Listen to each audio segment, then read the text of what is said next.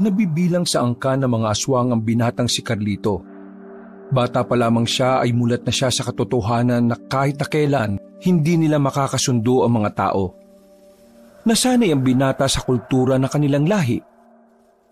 Mga paniniwala na halos kasalungat ng mga tao sa ibang bayan. Pero ang paniniwala ni Carlito ay magbabago nang biglang dumating sa kanyang buhay ang dalagang si Laura. Mapapalapit siya sa dalaga. Ngunit sa kalagitnaan ng kanilang pagkakaibigan, malalaman nila ang katauhan ng isa't isa. Parte ng samahan ng manunugis ng dalaga. Habang si Carlito naman ang napipintong maging pinuno ng mga aswang ng kanilang baryo. Ano nga kaya ang mangyayari sa kanilang pag-iibigan? Mas mananaig kaya ang kanilang mga nararamdaman? O mas mangingibabaw ang pagmamahal nila sa kanilang mga kanya-kanyang pinaglalaban? Ang mga katanungan na yan ay mabibigyan natin ng linaw sa pagsubaybay dito lang sa nag-iisang channel na tambayan. Ang mga kwento ni Ka Banong.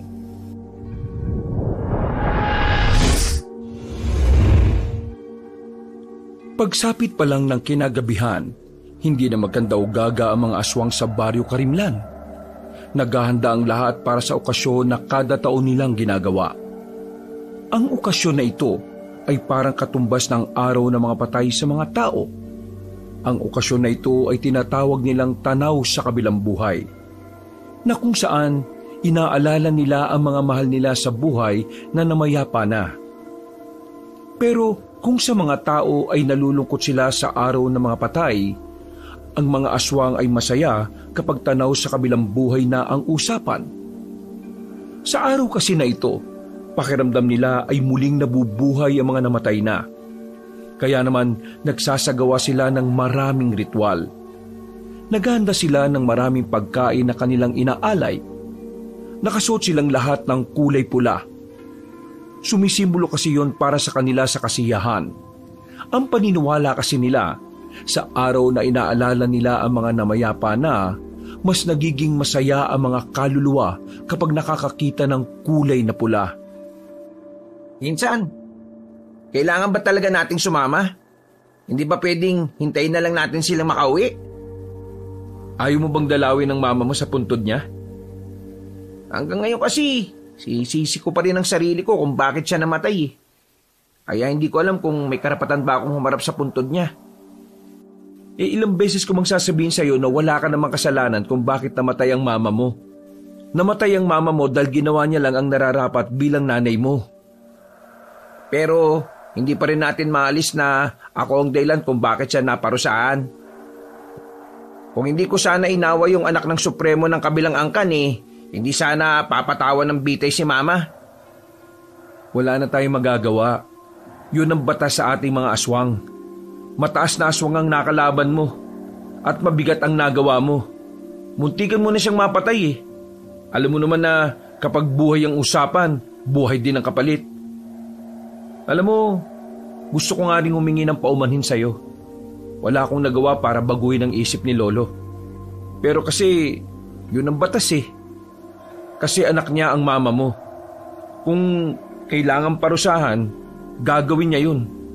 Kilala mo naman si Lolo Tibo, di ba? Pero anak niya pa rin yun. Hindi man lang ba siya naawa? Insan, kahit na kailan, hindi nakatataas ang awa sa batas. Walang kwentang emosyon kapag kaharap nito ang batas nating mga aswang.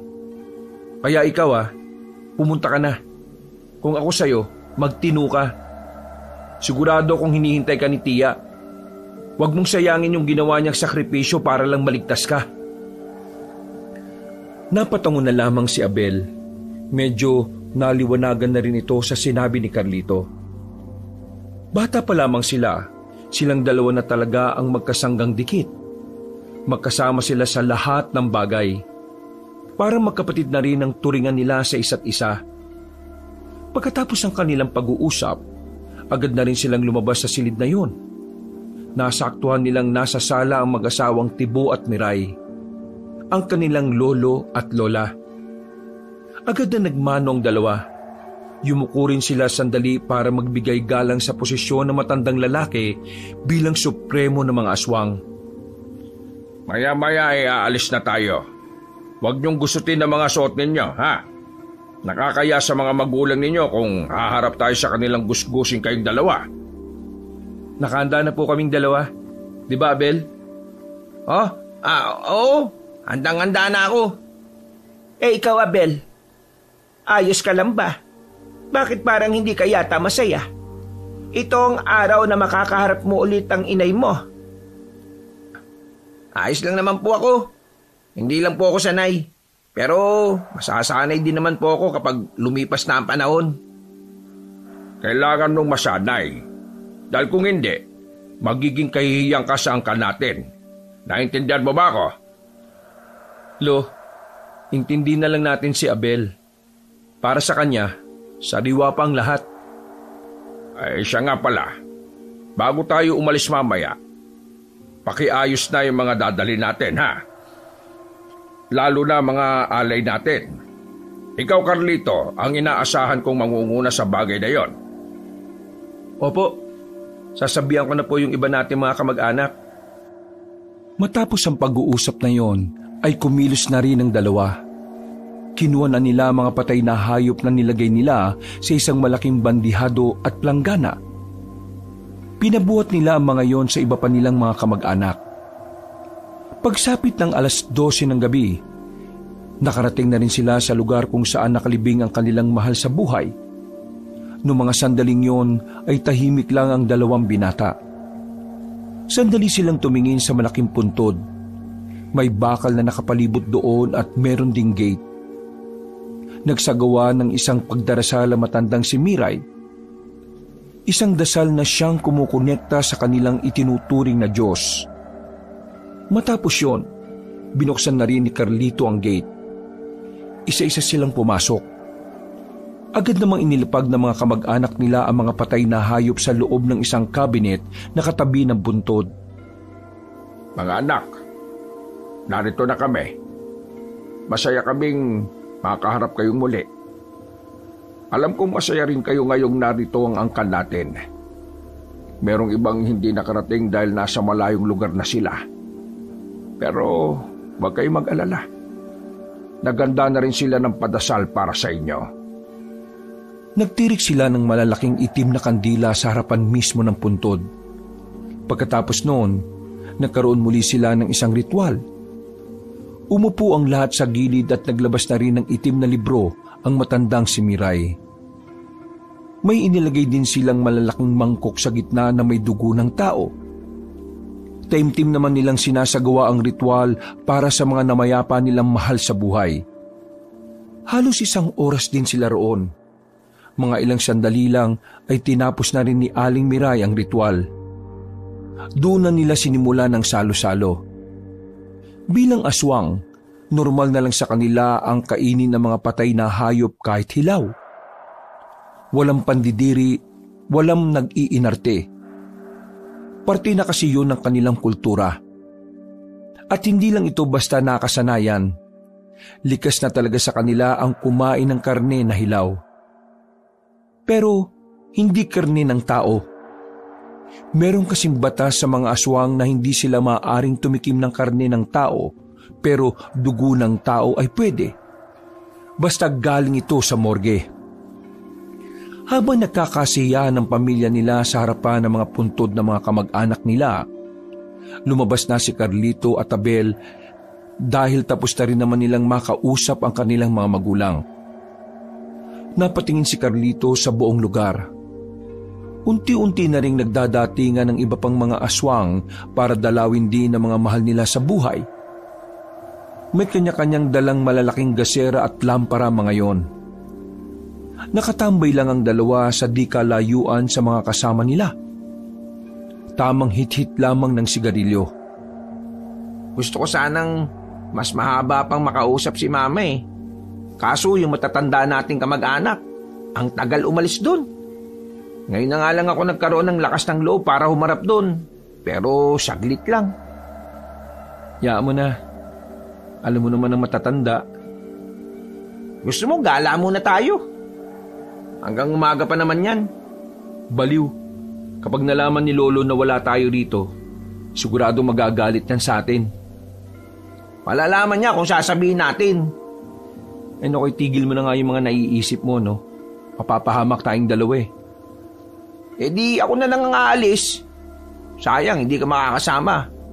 Ngayon pa naman magbubukas yung perya sa baryo Magsaysay. Sa sinabing yun ni Abel, tila nagningning ang mga mata ni Carlito. Matagal na kasi nilang hinihintay na magbalik ang perya. Mula kasi pagkabata ay mahilig na sila sa ganon. Palagi pa nga silang tumatakas para lamang makapaglaro doon. Maigpit kasi silang pinagbabawalan noon dahil puro tao ang makakaharap nila.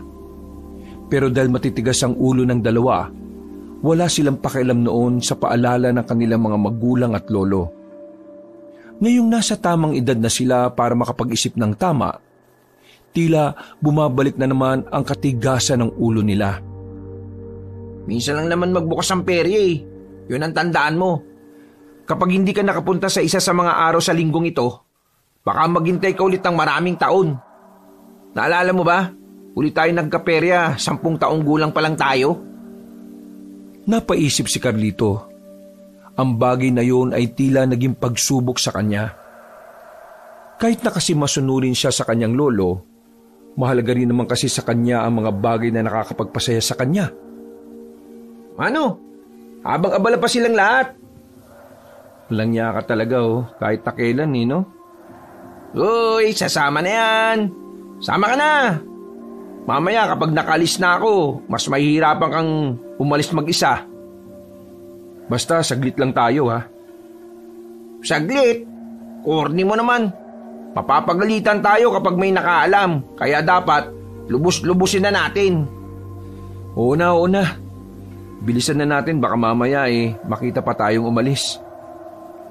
Anong sasabihin natin kapag nalaman nilang wala tayo rito? Hindi sabihin na lang natin na may sinamahan tayong kaibigan na hanapin yung puntod ng kanyang ina. Napangiti na lang ng malapad si Abel. Habang abala pa ang mga matatanda sa puntod ng mga kamag-anak nilang pumanaw, nagmamadali na silang umalis sa lugar na yon. Dumaan na muna sila sa kanilang bahay para kumuha ng pera. Pagkatapos, nagmamadali na silang makaalis. May kalayuan ng peryahan pero hindi naman sobrang layo. Mabilis naman silang tumakbo kaya nakarating din naman kagad sila doon. Habang nasa labas sila ng baryo Magsaysay, nakangiti pa silang nakatingin sa arko ng lugar. Hindi ako makapaniwala. Makalipas ang 1 dekada, nandito na tayo ulit, Abel. Pakiramdam ko parang naging bata tayo ulit Pero, kailangan pa rin natin mag-ingat Baka mamaya may makasalubong tayo mga albularyo. Ang sabi ni Lolo Tibo, ang mga albularyo, magiling kumilatis ng aswang o tao ang kaharap nila. Saka mo na isipin yan. Ang malaga, nandito na tayo. Makakapaglaro na rin tayo ng mga gusto natin. Ang sarap kaya ng pakiramdam na makalaya kahit na sandali. Huminga sila ng malalim at kapwa sumilay ang ngiti sa kanilang muka nang pumasok na rin sila roon. Kaunting lakad lang nga nila, nakarating na rin sila sa malawak na kapatagan kung saan naroon ang peryahan. Mas lalo silang natuwa dahil sa magagandang ilaw na kanilang nakikita. Ang daming tao, halos lahat ay tuwang-tuwa. O ano, iwalay mo na tayo. Maghanap ka ng lalaruan mo. Ako naman maglalaro ako dun sa tira-tira ng baso. O sige, basta huwag ka masyadong lalayo Magkita na lang tayo ulit dito kapag tapos ka na. Nag-apir pa ang dalawa at saka naghiwalay na rin. Agad na lumapit ang binatang si Carlito sa tapat ng color game. Masigla siyang tumaya ng pera sa kulay pula. Mas lalo siyang natuwa nang manalo siya sa unang taya pa lang. Hanggang sa hindi na niya napapansin na nalilibang na pala siya roon. Parami na rin ng parami ang perang hawak-hawak niya. Maya-maya pa ay nahinto siya sa pagtaya nang biglang makaramdam siya ng kakaiba sa kanyang paligid. Nang igala niya ang kanyang tingin, nakita niya ang isang matandang lalaki na naglalakad papalapit sa color game. Agad na dumaloy ang kaba sa kalooban niya. Unang tingin niya pa lang sa matandang yon, alam na niyang albularyo ito. Kaya naman nagsimula na rin siyang mataranta. Hindi. Kailangan kong kumalma para hindi niya ako mahalata. Isa pa, kahit may dala siyang langis, hindi naman kukulo yun dahil may pangontra akong singsing. Hinayaan na lamang ni Carlito na makalapit ang albularyo. Kampante siyang hindi naman malalaman ng matandang yon na aswang siya. Nang makalapit na ang matandang lalaki, narinig niyang tinawag yon sa pangalang Mang Tonyo. Medyo may kaangasan ng boses ng matanda nang sumagot ito sa kausap. Habang si Carlito naman, gumilit pa siya para hindi niya makatabi ang matandang albularyo. Nababagot ako sa kampo namin kaya heto. Kumalagala na muna ako. Sakto, bukas na pala ulit tong peryang to. Natawa pa ang matandang lalaki. Sasamantalihin na sana ni Carlito ang pagkakataong yon para umalis, pero hindi pa man siya nakakalayo ay tinawag na siya ni Mang Tonyo. Agad na dumaloy ang kaba sa kanyang sistema. Namamawi siyang kanyang palad. Ang unang pumasok sa isipan niya, kapag naalaman nitong aswang siya, wala siyang magagawa kundi palagan ito. Binata! Maraan siyang humarap. Malakas ang kabog ng kanyang dibdib. Buong akala niya ay alam na ni Mang Tonyo kung ano ang tinatago niya. Yung 100 mo ay nahulog, oh. Nakahinga ng maluwag ang binatang si Carlito. Pagtingin niya sa ibaba, nakita niya nga na nasa lupa ang 100 piso. Agad niya yung dinampot at ngumiti siya ng papilit at saka nagpasalamat. Nagmamadali na siyang makaalis doon. Hinanap niya agad ang kanyang pinsan na si Abel. Pero sa kasamaang palad, dahil sa lawak ng peryahan at sa dami ng tao, hindi niya agad yun makita. Kakamadali niya, hindi niya inaasahan na isang babae ang kanyang makakabangga. Dahil sa banggaan, kamuntikan ng matumba si Carlito. Buti na lang ay nakahawak siya sa bakal na haligi. Ang nakabanggaan niya namang babae ay nanatiling nakatayo lang. Parang wala lang nangyari. Ayos ka lang ba? Pasensya ka na ha. Hindi rin kasi ako nakatingin eh. Hindi agad nakasagot ang binata. Napatitig muna siya sa mukha ng dalaga. Napakaganda kasi ng babaeng kanyang kaharap. Sa buong buhay niya, ito ang unang pagkakataon na nakakita siya ng ganong klaseng kagandahan. Meron din namang magaganda sa kanilang lugar, pero para sa kanya, kakaiba ang ganda ng kausap niya. Nagliliwanag ang ganda nito. Mahiwaga at sobrang kakaiba. Ang sabi ko kung ayos ka lang. Ha? Oo, ayos lang naman. Pasensya na rin, hindi rin kasi ako nakatingin eh. Pasensya ulit. Pero sa susunod, dapat tumingin ka rin sa dinaraanan mo ha. Oo. Pasensya na ulit. May hinahanap kasi ako at saka nagmamadali ako eh. May hinahanap ka? Kasintahan mo? Hindi. Pinsan ko. Naghiwalay kasi kami kanina. Kailangan na naming umuwi. Ganun ba? Ano bang itsura ng pinsan mo? Dito rin kasi ako nagtatrabaho, baka matulungan kita. Nagtatrabaho ka dito? Talaga? Bakit parang gulat na gulat ka? Ngayon ka lang ba nakarinig ng taong nagtatrabaho? Hindi naman. Hindi ko lang inakala. Tagabantay ako dito. Kami ang nagpapanatili ng kapayapaan dito. Kami rin ang mga magtatanggol sa mga tao sakaling may mga masasamang elemento ang umatake rito. Masasamang elemento? Oo, masasamang elemento. Alam mo ba yon? Yung gaya na lang ng sa aswang? Sa puntong ito, mas lalong nadagdagan ng kaba ni Carlito. Hanggang ngayon kasi, naririnig pa rin niya ang salitang aswang sa lugar ng mga tao. Para sa kanya, isa lamang yung patunay na hanggang sa kasalukuyan, kalaban pa rin ang tingin sa kanila ng mga taga-baryo. Aswang? Hindi naman totoo yung ganun, di ba? Mga kwentong bayan lang yon. Kwentong bayan? Hindi Totoo ang mga aswang. Alam mo kung anong totoo? Nakalaban sila ng mga lolo namin noon. O sige na. Pasensya na ulit Kailangan ko pang mahanap yung pinsan ko Uuwi pa kasi kami sa malayo. Pasensya na miss Napailing na lang sa kanya ang babaeng si Laura nang maglakad na rin siya paalis. Bumuntong hininga na lamang din si Carlito nang ipagpatuloy ang paghahanap sa kanyang pinsan. Sa halos 10 minutong paikot-ikot sa perya, nakakaramdam na ng kaba ang binata. Hindi na niya maiwasang hindi mag-isip na baka may nangyari ng masama kay Abel. Parang pinagsisisihan na niya tuloy ang paghihiwalay nila. Nasaan na pa yung siraulong yun? Kailangan na naming umalis dito bago pa may makahalata sa amin. Paglingon niya sa gilid, nakita na niya si Abel na may daladala ng malalaking chichirya na napanalunan nito sa laro. Mabigat na rin ang bulsa nito dahil sa mga barya. Masaya itong lumapit sa kanya pero muntikan niya na itong mabatukan dahil sa inis. Pambira ka naman Nasa ka ba nagpupunta? Kanina pa kita hinahanap Ang sabi mo, balik na lang tayo sa pwesto natin kanina kapag tapos na tayo. Pabalik na ako. Bakit ba? Ano ba problema mo? Merong albulayo rito sa peryahan. Nakaharap ko siya kanina. Kailangan na nating umalis bago pa niya malaman na aswang tayo. Gagi!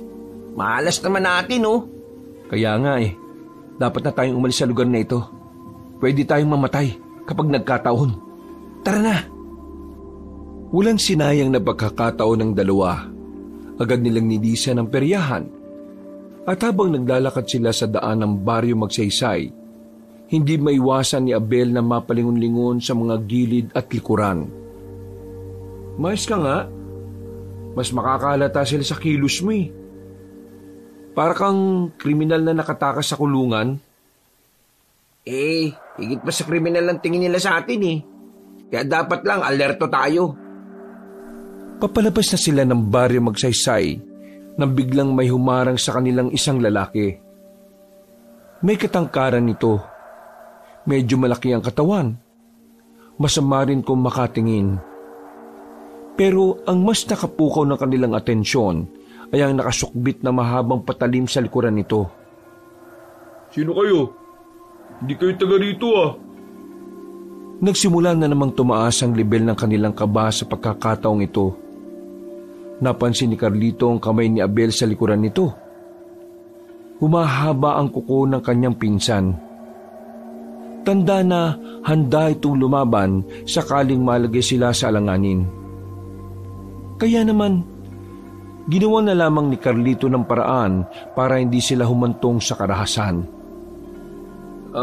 Galing kaming peryahan. Ayun may mga daladala pa siyang napanalunan niya. Hindi kayo taga dito. Bakit kayo nandito? Doon nandun sa kabila ng mga hindi nakatira sa baryo Magsaysay. Ganun ba? Bago lang kasi kami. Taga Maynila kami. Hindi namin kabisado kung ano ang daang meron dito. Isa pa, napadaan lang din naman kami. Anong pangalan nyo? Carlito, ito naman si Abel. Tumingin sa kanila ang lalaki na parabang hinuusgahan ng kanilang buong pagkatao. Tumingin pa sa kanila yon ng masama ng ilang segundo. Ikaw, anong pangalan mo? Bakit mo kami hinaharang? Sino ka ba? Ako si Sagani, isang manunugis. Hinaharang ko kayo para makasigurado akong hindi kayo aswang. Aswang? May ganun ba? Wala namang ganun Malabo naman na maging ganun kami. Kung hindi kayo naniniwala, bahala kayo sa mga buhay nyo. Sige na, umalis na kayo. Sa susunod, aalamin nyo ang tamang daan para hindi kayo naaabala. At para hindi na rin kayo makaabala pa. Sige, maraming salamat at pasensya na ulit. Tara na, Insan. Umalis na tayo. Mabilis na naglakad ang dalawa palabas ng baryo. Nararamdaman ni Carlito na nakatingin pa rin sa kanila ang lalaki. Pero Hindi na naman nila yun pinansin pa. Noong mga sandaling yun, nakahinga na rin ng maluwagang magpinsan. Hindi nila alam kung ano ang kanilang gagawin sakaling nabulilyaso sila. Buti na lang kahit na papaano ay umaayon pa rin sa kanila ang sitwasyon. Nagmamadali na sila makabalik sa libingan ng kanilang mga mahal sa buhay. Hindi naman sila nawala ng matagal kaya hindi sila nahalata ni Mang Tibo. Pagdating nila ay abalang-abala pa rin ang matatanda sa kanilang usapan. Doble ginhawa ang kanilang naramdaman dahil naging matagumpay ang kanilang pagtakas at pagbalik. Buti na lang talaga, nakabalik tayo agad. Dakong 4:00 na ng madaling araw nang umalis na sila ng libingan. Naglalakad na sila sa madilim sa gitna ng kagubatan noong mga sandaling yun. Tahimik lang si Carlito at ang kanyang pinsan naman ay daldal ng daldal. Hindi pa rin kasi nawawala sa isipan ni Carlito ang mga nangyari. Pero sa hindi inaasahang dahilan, pumasok sa kanyang isipan ang mukha ng babaeng nakabanggaan niya. Napangiti siya ng palihim. Hindi niya rin alam kung bakit. Basta palagay niya, natuwa siya sa kagandahan ng dalaga. Nang makauwi na sila sa kanilang bahay, habang nagkakape si Carlito sa bakuran ay nilapitan siya ni Abel at tinanong, Kanina, salita ako ng salita. Ang lalim ng iniisip mo. Tapos, nakangiti ka ba? Yung totoo, kinabahan ka talaga kanina, no? Parang asese mo pa nga eh. Ngayon lang ako nakakita ng babaeng tao na maganda. Ha? Wala. Teka, ibig mo sabihin, kanina may nakita ka magandang babae sa peryahan? Oo, sobrang ganda. Tapos, makinis ang balat, maputi, mukhang diwata. Galit ang mga aswang sa mga diwata kasi sila ang tumutulong sa mga antingero. Bakit parang tuwang-tuwa ka sa diwata ngayon? Kasi maganda siya. Sobrang ganda. Walang ganun kaganda rito sa atin. Mukhang kursunado mo yung babaeng yun ah. Insan, paalala lang ah, aswang ka, tao siya. At ang aswang at tao ay hindi kailanman pwedeng mag-ibigan dahil ang mga tao ang kaaway ng mga aswang. Alam ko na yan. Hindi naman ako nakakalimot eh. At wala naman akong sinabing gusto ko siya. Ang sinabi ko lang, nagagandahan ako sa kanya. Yun lang. Wala naman sa batas natin mga aswang na bawal ang magandahan sa mga tao ah. Ewan ko lang ah. Bahala ka dyan. Basta ako, wala akong kinalaman dyan. Kapag nalaman ni Lolo Tibo ang takbo ng utak mo ngayon, yari ka talaga.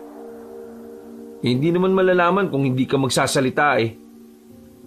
Tulog na ako ah. Naantok na ako eh. Napailing na lamang si Carlito. Kumaway na lamang siya sa papalayong pinsan. Magkatabi ang bahay ng kanyang lolo at bahay na tinutuluyan ni Abel. Maraming araw pa ang nakalipas. Naging abala ang binatang si Carlito sa pagsama sa kanyang lolo Tibo. Marami silang kinakausap na mga supremo sa mga kalapit na probinsya at mga baryo. Laman ng mga napag-usapan ang tungkol sa mga hakbang kung papaano lalabanan ng mga manunugis. Sa mga nagdaang buwan kasi, makailang ulit silang nakakatanggap ng mga balitang hinahanap ni sila ng mga tao. Nagsimula ng mga manunugis na isa-isahin ang kuta at baryo ng mga aswang. Dahil dito, nagsimula na ring maalarma ang mga supremo na siyang namumuno sa bawat angkan. Lo, totoo ba talagang hindi magiging epektibo ang pakikipagkasundo sa mga tao? Hindi sila kailanman magtitiwala sa mga aswang. Yun ang di natin mababago. Isa sa malinaw na dahilan para isipin natin kahit na kailan, hindi mangyayari ang usapang pangkapayapaan. Hindi ka pwedeng makipagkasundo sa mga tao. Una pa lang wala nang tiwala sila sa iyo. Mas lalo lang lalala ang sitwasyon. Para na lang sa mag-asawa, masisira at masisira ang relasyon kung pareho kayong may iniisip na masama sa isa't isa. Tama naman po kayo sa sinabi ninyo. Pero napapaisip lang po kasi ako. Paano naman yung mga taong walang kinalaman? Paano naman yung mga aswang na walang ugnayan sa mga alitan? Di ba parang nadadamay lang sila? Kapag dugo sa dugo ang usapan, damay lahat. Walang pinalalagpas. Ganun din naman ang mga tao sa atin. Lahat ng aswang, masama sa paningin nila. Bata o matanda man yan. Kaya ikaw ha, huwag ka masyadong magpabulag na ang mga tao ay mababait. Kahit na kailan, hindi nila kayang maging mabuti sa mga kagaya natin. Kalaban natin ang mga tao. Wala ni isa sa kanila ang magiging kasundo natin. Kaya kapag nakakita ka ng tao, huwag ka magtitiwala sa kanila. Isang malalim na paghinga na lamang ang ginawa ng matandang aswang na si Tibo. Ayaw na ayaw kasi nitong pag-usapan ng mga ganoong bagay. Ayaw kasi niyang lumalabas ang matinding galit niya dahil sa mga tao. Tara na, bilisan na natin maglakad. Kanina pa tayo iniintay ng lola mo. Pag-uwi nila sa bahay nila, ay nakahanda na ang kanilang mga pagkain para sa hapunan. Mga karniyo ng baboy, mga hilaw pero nilinis na ng maigi. Bago sila kumain ay nagritual sandali ang matandang babae na si Aling Miray. May kung ano-ano na namang itong binabanggit na pangalan ng kanilang mga Panginoon. Matapos yun, ay sabay-sabay na rin silang kumain. Pagkatapos, umalis ang dalawang matanda para dumalo sa isang pagpupulong. Pagkakataon na ni Carlito ito para makaalis sila ng kanilang lugar. Gusto na naman kasi niyang makita ang dalagang nakausap niya sa perya. Uy, saan ka pupunta? Aalis ka, no? Gusto mo bang sumama?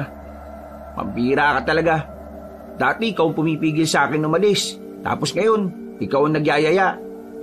Sabihin mo nga sa akin, dahil ba yan dun sa babaeng tao? Ha? Hindi ah. Gusto ko lang naman maglaro sa perya. Pinagsasabi mo dyan. Buwang ka yata eh. Sus! Huwag ka na magkaila. Kitang-kita sa pagmumukha mo, no? Bakit ka ba nagsisinungaling pa sa akin? Eh, hindi naman kita isusumbong. O yan, no? Sasama ka pa ba? Oo na. Nakakabagot din dito sa bahay eh. Palihim na nakaalis ang dalawa ng kanilang lugar. Masaya silang nagagawa pa rin nila ng swabe ang kanilang pagtakas kahit maraming mga aswang na gumagala sa gubat. Kabisado na kasi nila ang mga pasikot-sikot na mga dadaanan nila. Bata pa lang kasi sila ay lagi na nilang nililibot ang kagubatan. Nang makalayo na sila, agad silang tumungo sa kalsada. May napadaan na truck ng gulay at kahit umaandar pa yon, ay sumabit na lang sila sa likuran. Insan, kumapit ka na maayos ha. Naalala mo nung mga bata pa tayo? Nalaglag ka sa ganito kasi ang tanga-tanga mong kumapit? Ano ka ba? Pinaalala mo pa talaga ha? Ikaw nga, tumakay ka sa truck ng buhangin eh. Nagtawanan na lamang ang dalawa habang nakasabit sila sa truck na yon. Makalipas lang ang ilang minuto, narating na rin nila ang baryo na Magsaysay.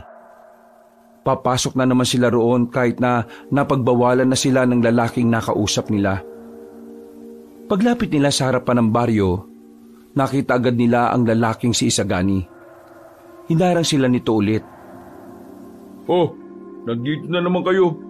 Di ba nasabihan ko na kayo na hindi pwedeng dumaan dito ang mga dayo? Ano bang mahirap intindihin sa bagay na yun? Ang totoo niyan, hindi kasi namin alam yung sinasabi mong daan sa kabila. Dito kami ibinababa ng sinasakyan namin eh. Pasensya ka na ah. Pero baka pwede mo na lang kami padaanin. Tapos, doon na lang kami magtatanong sa perya kung saan ang daan paalis. Hindi pwede. Hindi kami nagpapadaan ng hindi taga rito.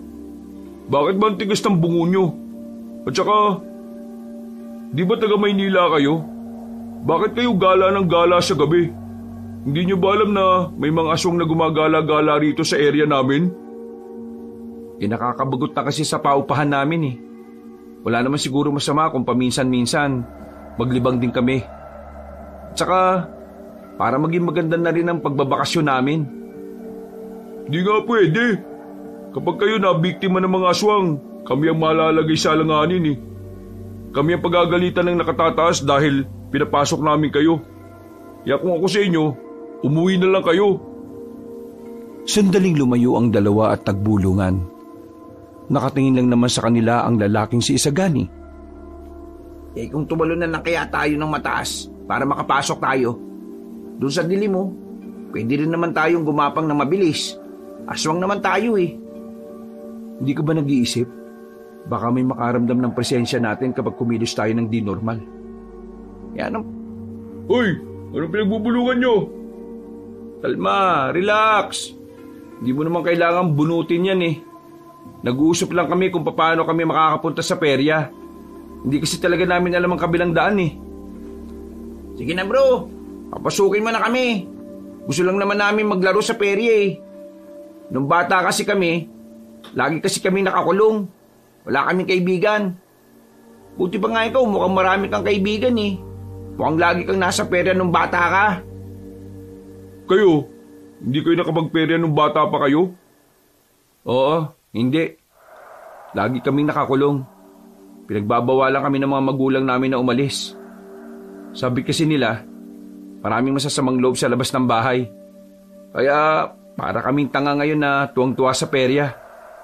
Kasi ngayon lang namin nararanasan yan eh. Wala rin kasi niya masyado sa Maynila. Pinagbabawal na. Tila nakaramdam ng awa ang lalaking si Isagani sa kanila. Binitiwan nito ang hawak na mahabang patalim. Bumuntong hininga ang lalaki. Akala na magpinsan ay papayagan na sila nito. Pero nagkamali silang dalawa. Hindi pa rin pwede. Napabugan na lang ng malakas na hangin na magpinsan. Dismayado sila sa naging tugon ng kanilang kausap. Ang bira naman to. Kala pa naman namin papayag ka na. Nagpakita ka pa ng awa. Kahit na kailan, hindi mangingibabaw ang awa sa batas. Ang batas ay batas. Ito ang nakahigit sa lahat. Biglang naalala ni Carlito ang pananaw niyang halos kagaya ng kay Isagani. Kaya naman nawala na sila ng pag-asa makapasok. Buti na lamang biglang dumating ang dalagang si Laura. Ang dalagang nakabanggaan ni Carlito. Lumapit yun sa kanila. Sa nakikita nilang magpinsan, mukhang makakilala si Isagani at ang dalaga. Ito kuya. Itong dalawang to eh. Nagpupumilit na makapasok ng baryo natin. Pupuntang perya. Sinabi kong dapat alam nila yung daan sa kabila para doon na lang sila dumaan. Kilala ko ang isang ito. Nakabanggaan ko siya sa perya nung nakaraang gabi. Oo, tama ako yun. Nung nakabanggaan mo ko, hinahanap ko kasi talaga yung pinsan kong to. Alam ko, naalala ko. Baka naman pwedeng papasukin mo kami. Ang dami na naming dalang barya dito oh. Inalog-alog pa ni Carlito ang kanyang bulsa na may lamang tig-5 at tig-10. Sige na. Gusto ko makakuha ng platong babasagin eh. Visit kasi ang hirap ipasok ng barya sa butas. Hindi naman kami masasamang tao eh. Gusto lang talaga namin maglaro. O sige, sumunod kayo sa akin. Pinagsasabi mo, may patakaran tayo na bawal ang mga tagalabas. Ginagawa natin yun para maiwasan natin makapasok ang mga aswang dito. Mukha namang hindi sila aswang eh. Akong bahala magpaliwanag kay Mang Tonyo sakali magalit siya. Laura naman! Kuya, sige na. Kawawa naman tong dalawang to. Para mga isip bata eh. Wala nang nagawa pa si Isagani. Bumuntong hininga na lamang ito at hinayaan makapasok ang magpinsan. Malakas kasi talaga si Laura sa kanyang kuya, kaya hindi tumatanggihan ng binata. Nagtitiwala ako sa inyong dalawa ha, na wala kayong gagawin masama sa peryahan. Kaya umayos kayo. Naku, hindi naman talaga kami masama eh. Yung iba lang.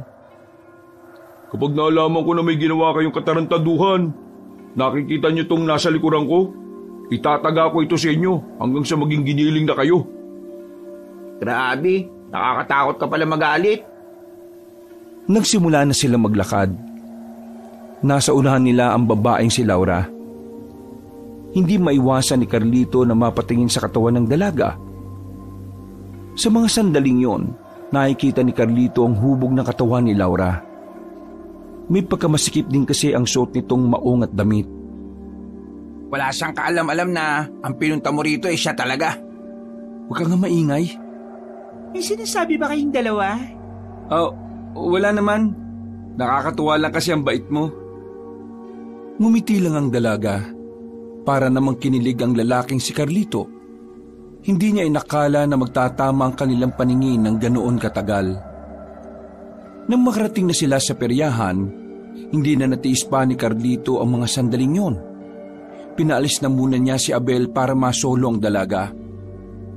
Maraming salamat nga pala at pinapasok mo kami. Siya nga pala. Kuya mo ba yung lalaking yon? Ang sungit eh. Pinsan ko siya. Kuya ko na rin. Ginagawa lang naman niya ang trabaho niya eh. Sobrang higpit pala rito sa baryo ninyo, no? Oo, kasi may banta na mga aswang ang mga baryo dito sa amin para maiwasang mapasok agad kami. Pinagbabawalan talaga ang mga hindi namin kilala na makapasok ng baryo magsaysay. Itong peryahan ba? May mga bantay din? Oo, ako naka-assign dito. May mga ilan lang akong kasama. Teka, di ba sabi mo nung una hindi totoo ang aswang? Pero bakit parang interesado ka na ngayon? Kasi nagtanong-tanong ako sa amin. Sabi nila, totoo raw. Di totoo. Madali ka palang maniwala sa sabi-sabi. Pero totoo ang mga aswang. Hindi ako pwede magsinungaling pagdating sa bagay na yon. Siya nga pala. Ano nga palang pangalan mo? Ako nga pala si Carlito. Gusto ko lang malaman ang pangalan mo para kapag nagkikita tayo rito, may nababanggit akong pangalan. Lalo na kapag nagpapasalamat ako sa iyo. Laura. Laura ang pangalan ko, Carlito. Maraming salamat ulit, Laura, ha? Walang anuman, Carlito. Sige na, mag-iikot na ako. Magsaya lang kayo sa paglalaro. Nang maglakad na paalis ang babae, parang timang na nagtatatalon sa tuwa ang binatang si Carlito. Hinanap niya agad si Abel at saka kinuwento ang tungkol sa kanilang pag-uusap. Kahit si Abel ay kinikilig din sa nangyari. Masaya ako para sa'yo, Insan. Pero huwag mo kakalimutan ng limitasyon mo, ha? Nawala ang ngiti sa mukha ni Carlito. Tila nasira kasi ni Abel ang kilig na nararamdaman niya para sa dalaga. Alam mo, may tawag sa ginagawa mo eh. Ano bang tawag dun? Basag trip? Oo, tama. Basag trip ang tawag sa'yo. Di ka na lang makisakay muna eh. Napaalalahanan lang kita. Saka mo na lang ako paalalahanan kapag nagkakamabutihan na kami. Pero nung ikaw ang nagpapaalala sa akin nung kung ano-ano, gusto mo masunod agad. Ay nako, nagkabaliktad na yata tayo, Insan, ha. Ako na ngayon ang nagsasaway sa katigasan ng ulo mo. Magsasalita pa sana si Carlito nang biglang may tumunog na bell. Walang tigil ang tunog na yon. Pero nakita nila ang mga tao sa peryahan ay natataranta na nagtatakbuhan. Maya-maya pa narinig na lang nilang sinasabi na ng mga tao na meron daw aswang na lumusob. Gumilid sila at nagtago. Pumesto sila roon di dahil natatakot sila, kundi dahil nababahala sila na baka ang mga aswang na lumusob doon kakilala ng kanilang lolo o baka kasama nila sa baryo.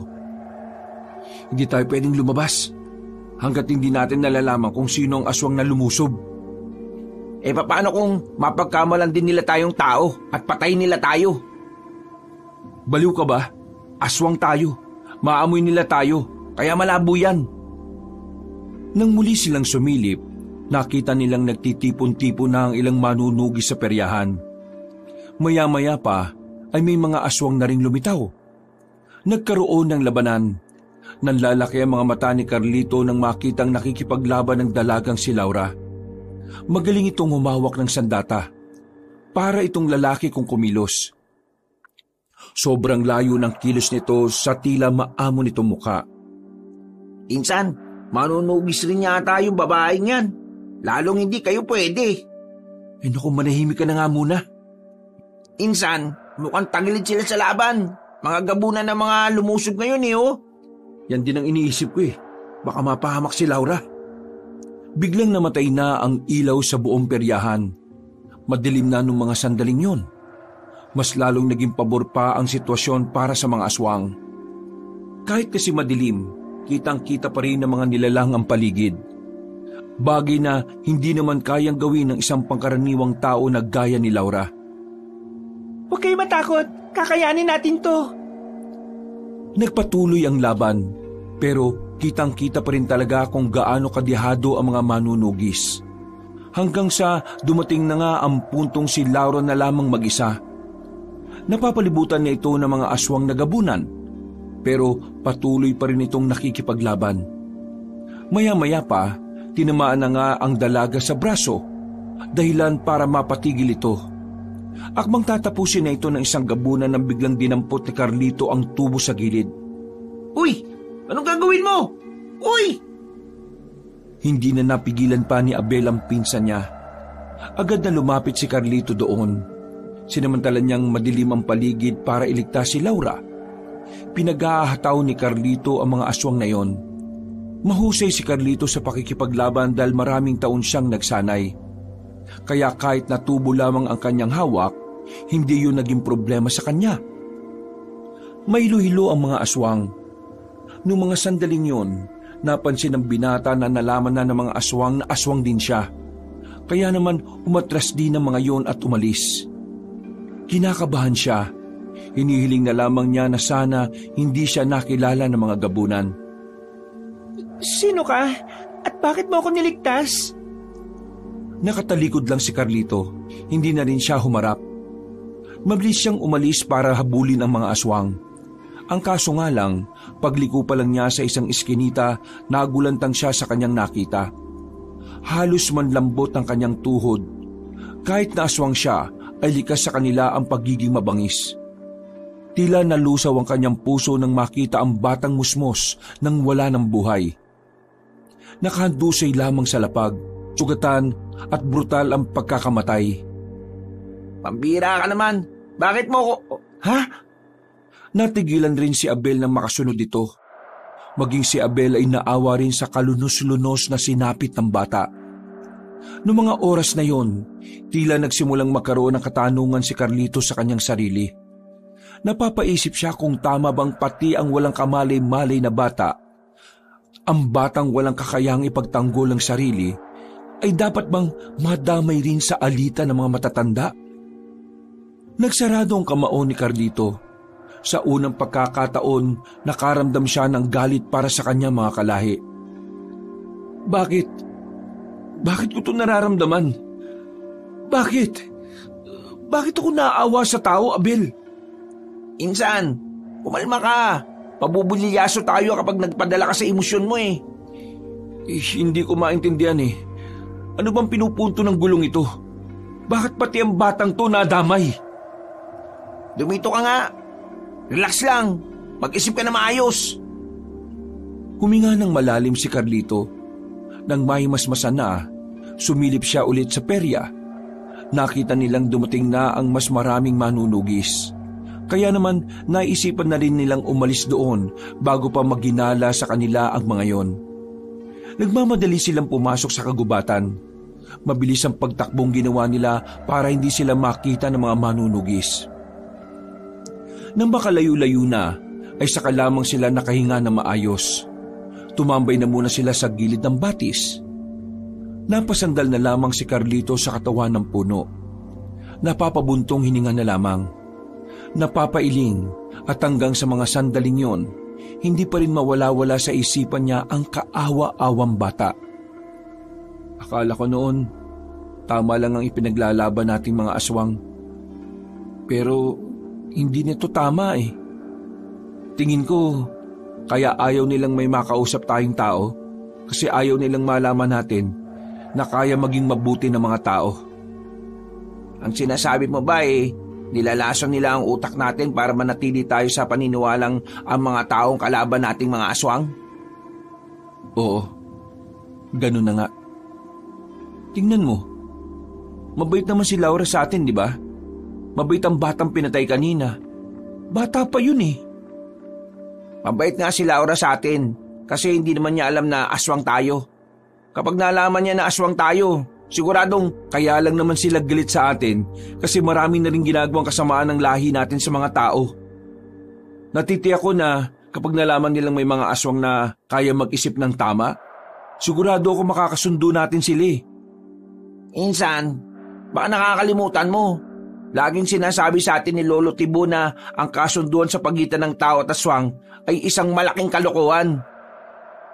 Ewan ko, bahala na. Basta, hindi na ako papayag na may madamay pang bata sa gulo na to. Tumayo na ang binatang si Carlito. Hawak-hawak niya pa rin ang bakal na tubo. Maglalakad na sana sila para umalis nang biglang nakakita sila ng isang hayop na parang kasing laki ng aso. Pero hindi yung pangkaraniwan para sa kanila. Nakatungtong lamang ito sa ibabaw ng malaking bato. Daan-daan silang lumapit doon. At dahil dito, napagtanto ni Abel kung anong klase ng hayop yon. Insan, isa itong hunyango. Hunyango? Baliw ka ba? Hindi ganyan kalaki ang hunyango. Hunyango yan. Tingnan mo oh. Nagbabago-bago kulay niya. Nagiging kakulay niya yung bato na yan. Magiging kakulay rin niya ang dahon at yung lupa. Hindi makapaniwala si Carlito na tama ang sinasabi ng kanyang pinsan sa mga oras na yon. Nanatili lang sila sa harapan ng hunyango. Nangahawakan na sana ito ni Abel. Bigla na lamang may iniluwang bagay ang hunyango. Isa itong bilog na bato. Para itong perlas pero kulay itim. Inilagay ng hunyango ang bagay na yon sa ibabaw ng bato. At pagkatapos, mabagal itong bumaba ng bato at saka lumubog na sa tubig. Nagtataka silang dalawa dahil ngayon lamang sila nakakita ng hunyango na sumusuka ng perlas na itim. Tapos, lumulubog pa sa tubig. Sinubukang kunin ni Abel ang perlas, pero paghawak niya, para siyang nakaramdam ng kuryente. Kaya sinubukan din naman ito ni Carlito. Pero wala naman siyang naramdaman. Baka para sa'yo talaga yan. Hindi kaya isa itong mutya? Mutya ng hunyango? Teka, pwede bang gumamit ng mutya ang isang aswang na kagaya mo? Hindi ko alam. Pero bakit parang sa akin ito binigay ng hunyango? Ibig sabihin, pwede nga. Teka. Ang mutya, di ba, sabi ng mga tao, sa kabutihan ginagamit. Isan mo gagamitin yan? Sa pakikipaglaban sa mga tao? O sa pakikipaglaban sa mga kalahi natin? Tingin ko, kung sino ang gumagawa ng masama, sa kanila ko ito gagamitin. Itinago na muna ni Carlito ang perlas na itim. Umuwi sila ng kanilang baryo. Sakto naman na wala pa rin doon ang lolo at lola nila. Hindi na sila natutulog hanggang mag-umaga. Nung umagang yon, kalat na ang nangyaring paglusob ng mga gabunan sa peryahan. Higit sa lahat, kalat na rin ang usapang may isang aswang na nagligtas ng isang tao. Kinabahan agad si Carlito. Nababahala siya na baka merong nakakilala sa kanya. Biglang pumasok ang kanyang lolo sa bahay. Sa mukha pa lang na matanda, kitang-kita na ni Carlito ang pagkainis nito. Balbak talaga magplano si Supremo Kepeng kahit na kailan. Hindi man lang niya sinabi sa mga bata niya na kahit sinong humadlang patayin. Ano naman kung may aswang na sumagip sa taong yan? Di sana pinatay nila. Ang dami nila, puro gabunan pa sila. Ay nako, mga inutil talaga. Tibo, kumalma ka. Walang magagawa yung kakaganyan mo. Baka mamaya niyan kayo pa ni Supremo Kepeng ang hindi makaintindihan. Sinasabi ko na kasi na dapat ako magplano at papasabahin ko ang mga bata ko. Ang kaso, nagbida-bida siya. Tingnan mo ang nangyari. Kung sana napatay natin ang mga manunugis na yun, di sana malaking bagay na sana sa atin yan. Isa doon ay opisyal ng manunugis. Yung babaeng nandun sana ang dapat mamatay. Pero ano nangyari? Wala! Ang napaslang lang nila ay ang batang wala namang kwenta. Lihim na nagsarado ang kamao ni Carlito nang marinig ang tungkol sa bata. Hindi niya maiwasang hindi magalit. Kapag naalala niya ang kaawa-awang sinapit ng musmos nagagalit din siya pati sa kanyang lolo. Kaya nga ang gagawin mo, pupunta ka sa konseho. Titipunin mo ang mga supremo at ikaw na ang mangunguna sa susunod na atake. Akala mo ba magiging madali ang sunod na atake? Hindi! Ngayong alam na nilang pwede tayong umatake, maghahanda na sila.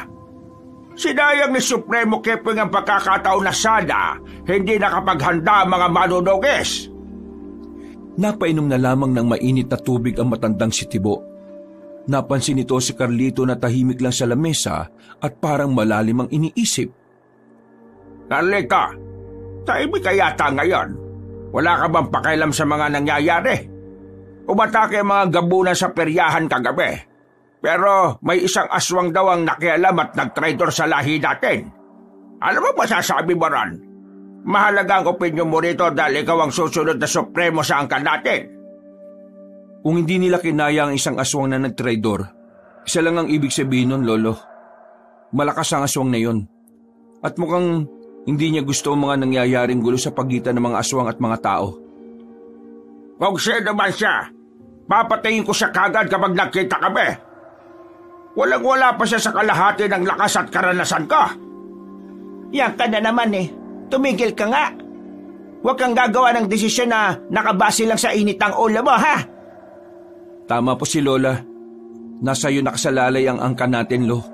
Kapag ikaw ang napahamak, malaking kawalan sa atin. Sinasabi mo bang hindi ko kakayanin ng aswang na nagtraidor, ha? Hindi naman po sa ganun, Lo. Nag-aalala lang naman po ako sa inyo. Hindi ko kailangan ng pag-aalala mo. Ang kailangan ko, yung utak mo. Kung meron kang naiisip para hanapin ang traidor na aswang na yan. Huwag po kayo mag-alala, Lo. Kapag nakuha na namin ang impormasyon mula kay Supremo Kepwing, magsasagawa kami ni Abel ng investigasyon. Yan! Tama yan! Nang magkaroon ka naman ng pakinabang sa akin. Tibo naman, ayusin mo nga mga sinasabi mo sa apo mo. Wala naman talagang pakinabang ang isang yan eh. Lagi pang kinokontra ang mga naiisip ka. Alam mo, Carlito, walang saysayang lahat ng natutunan mo sa laban kung ikaw mismo ayaw mong labanan ng mga tao. Akala mo ba hindi ko alam na natatakot kang humarap sa kanila? Masyado ka kasi mabait eh. Masyado kang malambot. Tandaan mo ha, ang mga tao ang kalaban natin. Sila ang pumaslang sa mga mahal natin sa buhay. At ang misyon natin sa mundong ito, walang iba kundi ubusin ang mga tao. At tayong mga aswang ang maghahari. Padabog na lumabas ng pintuan ng kanyang lolo. Hindi na lamang niya yon pinatulan pa. Kilala niya ang matandang lalaki. Kahit na kailan, hindi ito magpapatalo. Palaging pinapairal ni Mang Tibo ang pagiging supremo nito, kaya wala ring mangyayari. Apo, pagpasyensyahan mo na ang lola mo. Kilala mo naman yung lolo mong yon. Ayaw na ayaw noon lang natatalo. Ay naka, kung sino ba naman kasi ang traidor na aswang na yon? Kung di na sana siya nakialam di sana tapos na ang buhay ng babaeng yon. Lola, pati ba naman ikaw, ayos lang sa'yo na madamay ang mga taong wala namang kinalaman sa gulong ito. Lalong-lalo na yung batang namatay. Apo, ubusan ng lahi ito. Lahat damay. Kagaya ng sinasabi ng lolo mo sa'yo. Kahit ang mga tao rin, idadamay rin nila lahat ng kalahi natin kahit na bata, kahit na matanda. Pero wala na bang paraan para magkaroon ng kapayapaan? Bakit mo sinasabi ang mga yan? Nakakalimutan mo na ba ang layunin ng buong lahi ng mga aswang? Hindi ko naman po nakakalimutan. Naawa lang ako sa mga kapwa natin aswang na bagong sibol pa lang. Tapos, mamumulat na sila sa gulo. At kapag minalas-malas pa pwede pa silang mamatay. Ganon din sa mga tao. Apo, wala nang solusyon ng alitan na ito. Ang tanging solusyon na lamang, maubos ang isang panig. Ang mabuti pa, ayusin mo na ang sarili mo.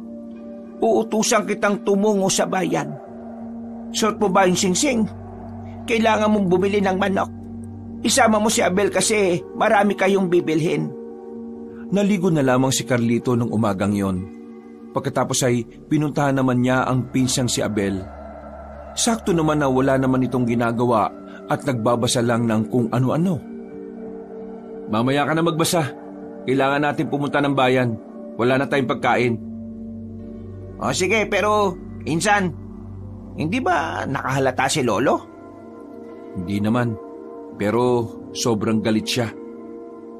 Sabi niya, papatayin niya raw yung traidor na aswang na yon. Medyo kinakabahan nga ako eh. Alam kong gagawin niya talaga yon sa karning malaman niya na ako ang nagligtas kay Laura. Gagawin niya talaga yon. Si Mama nga na sarili niyang anak inayaan niyang bitayin. Sige na, tara na. Bago ka pa maiyak ulit. Napapailing na lamang si Carlito nang mauna na itong lumabas ng bakuran. Dakong 8:00 na sila nakaalis ng kanilang baryo. Dinaanan pa kasi nila ang kampo nila Supremo Kepweng. Kumalap lang sila ng impormasyon mula sa mga gabunan. Maraming tao sa bayan dahil araw kasi ng Sabado. Agad silang nakipagsiksikan sa mga naroroon. Tumungo sila sa kanilang suki.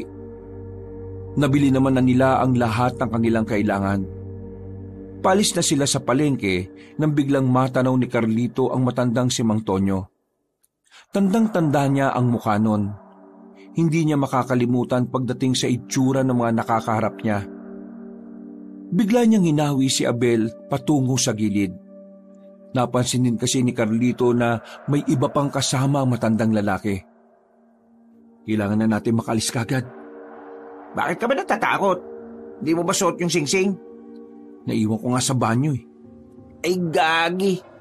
Yung akin din eh. Pambihira. Baka mamatay tayo ngayon. Kukululangis nila. Nang mapalingon ang mga manunugi sa direksyon nila, sinimulan na nilang maglakad. Wala na silang pakialam kung ilang tao pa ang kanilang mabangga. Ang mahalaga na lamang sa magpinsan ay makaiwas sa maaaring gulo na mangyari.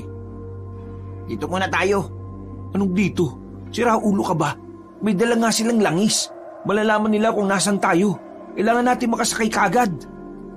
Teka lang naman kasi. Masakit na pa ako eh. Nakatapak ako ng Nakita ni Carlito na dumudugo na ang paa ng kanyang pinsan. Napailamos na lamang siya sa muka. Noong mga sandaling yun, nakita niya ring papalapit na sa kanila ang mga manunugis. Pagtingin nila sa kanilang harapan, nakita nilang meron na ring mga kalalakihan. Wala na silang matatakasan. Kung tatakbo sila, baka bigla na lang may bumaon na palaso sa katawan nila. O baka bigla na lang ding may tumaga sa kanila. Nakatigil lang ang dalawa. Nakahawak pa si Carlito sa dumudugong paa ng pinsan. Nasa harapan na nila si Mang Tonyo. Pero laking pagtataka nila nang parabang hindi sila nakikita ng mga yon. Sobrang lakas ng kulo ng langis ng lana. Kaya nakasisiguro kung nandito lang yon. Doon kayo. Dito kami. Kapag nakita nyo sila hulihin nyo.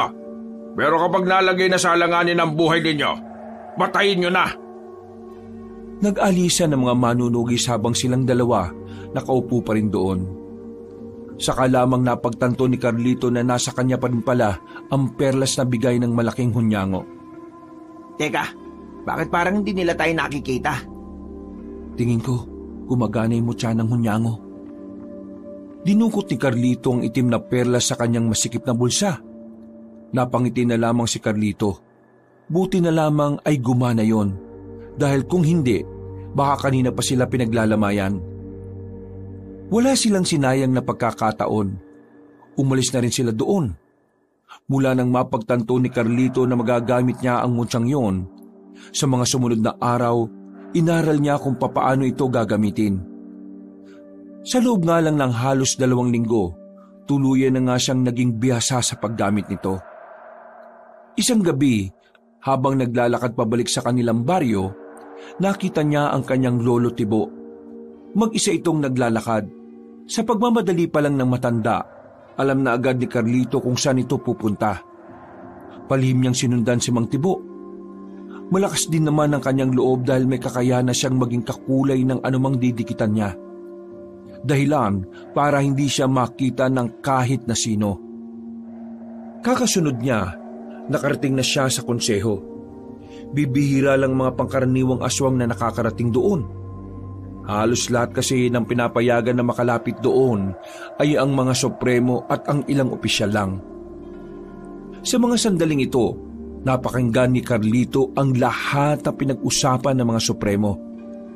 Pinangunahan ito ng kanyang lolo Tibo. Dito na niya nalaman ang binabalak na paglusob ng mga aswang sa baryo ng mga tao. Magiging madugo ang mangyayari.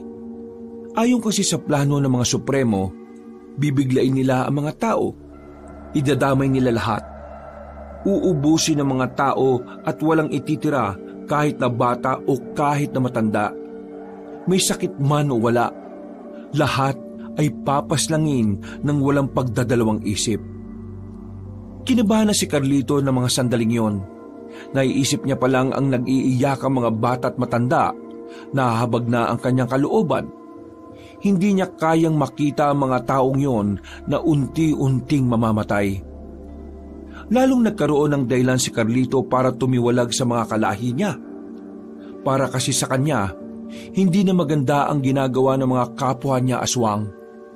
Para sa kanya, mga manunugis lamang naman dapat ang kalaban. Sabay-sabay ang pagdiriwang ng pista ng mga baryong Magsaysay, Bautista at Marilag.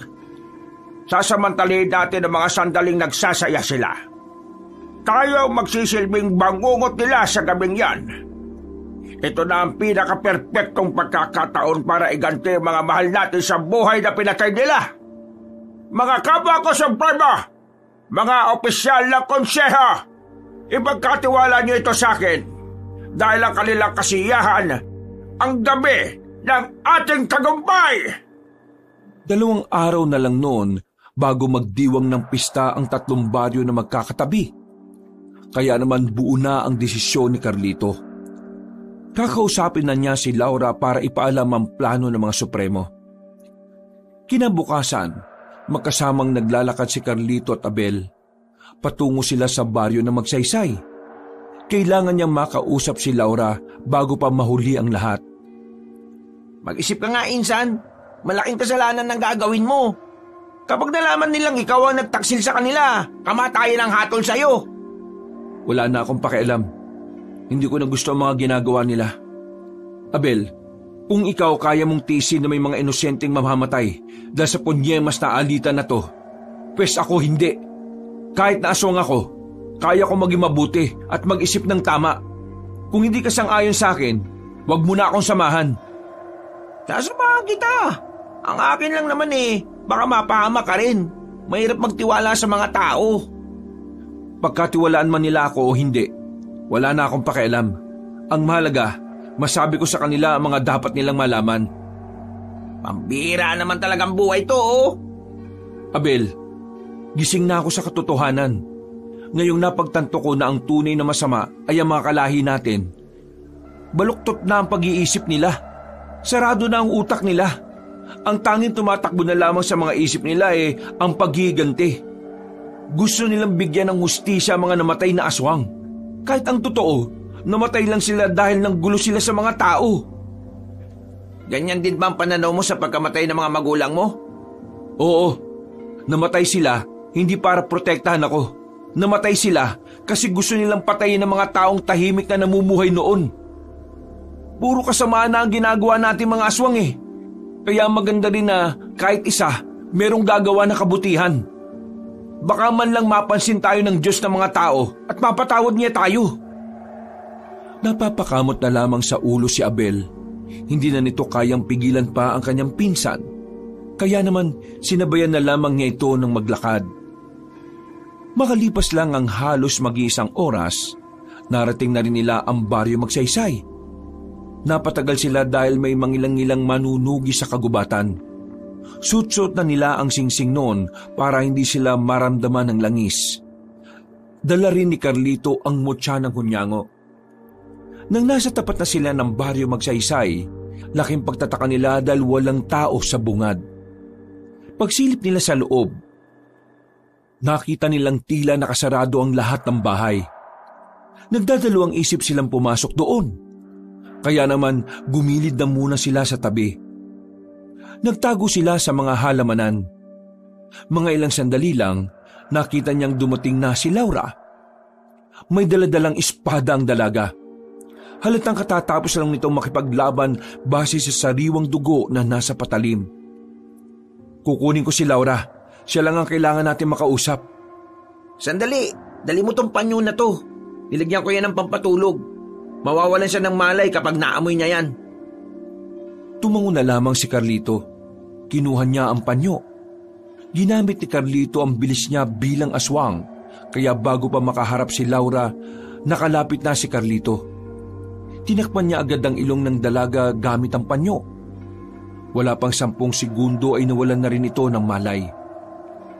Binuhat yun ng binata. Dinala nila ang dalaga sa kagubatan.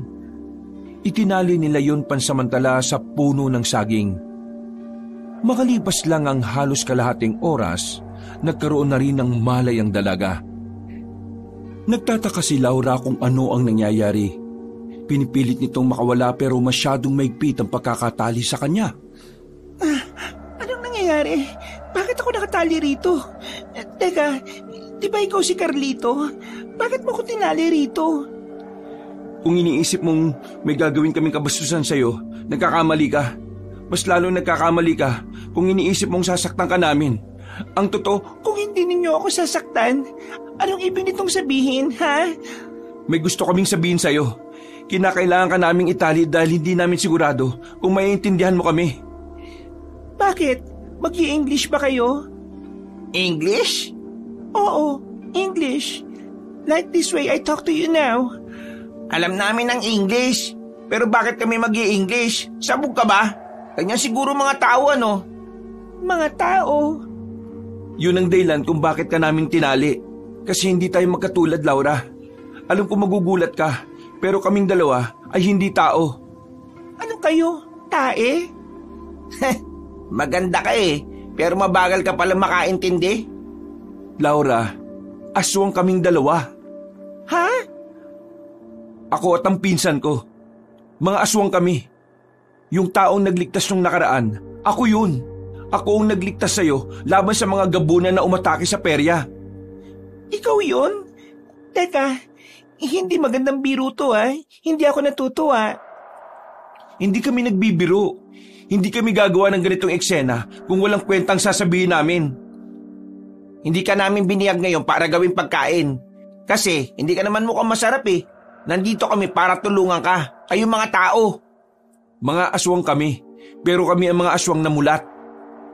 Kapag sinabing mulat, kami ang mga aswang na iba ang pananaw kumpara sa mga pananaw ng mga kapwa namin na sanay na sa karahasan. Hindi ko alam kung matatawag kaming mabuti pero hindi kami masamang aswang. Ayaw na namin sa sistema. Ayaw na namin ng karahasan.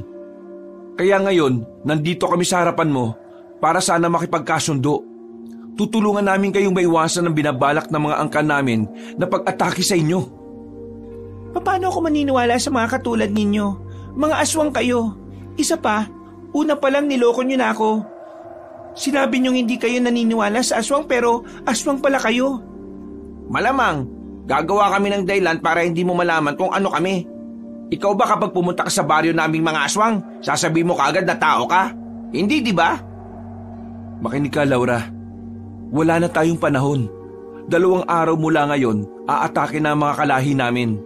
Kasabay ng pista ng 3 baryo ang kabilugan ng buwan. Ang gabi na kung saan lahat ng aswang ay malalakas.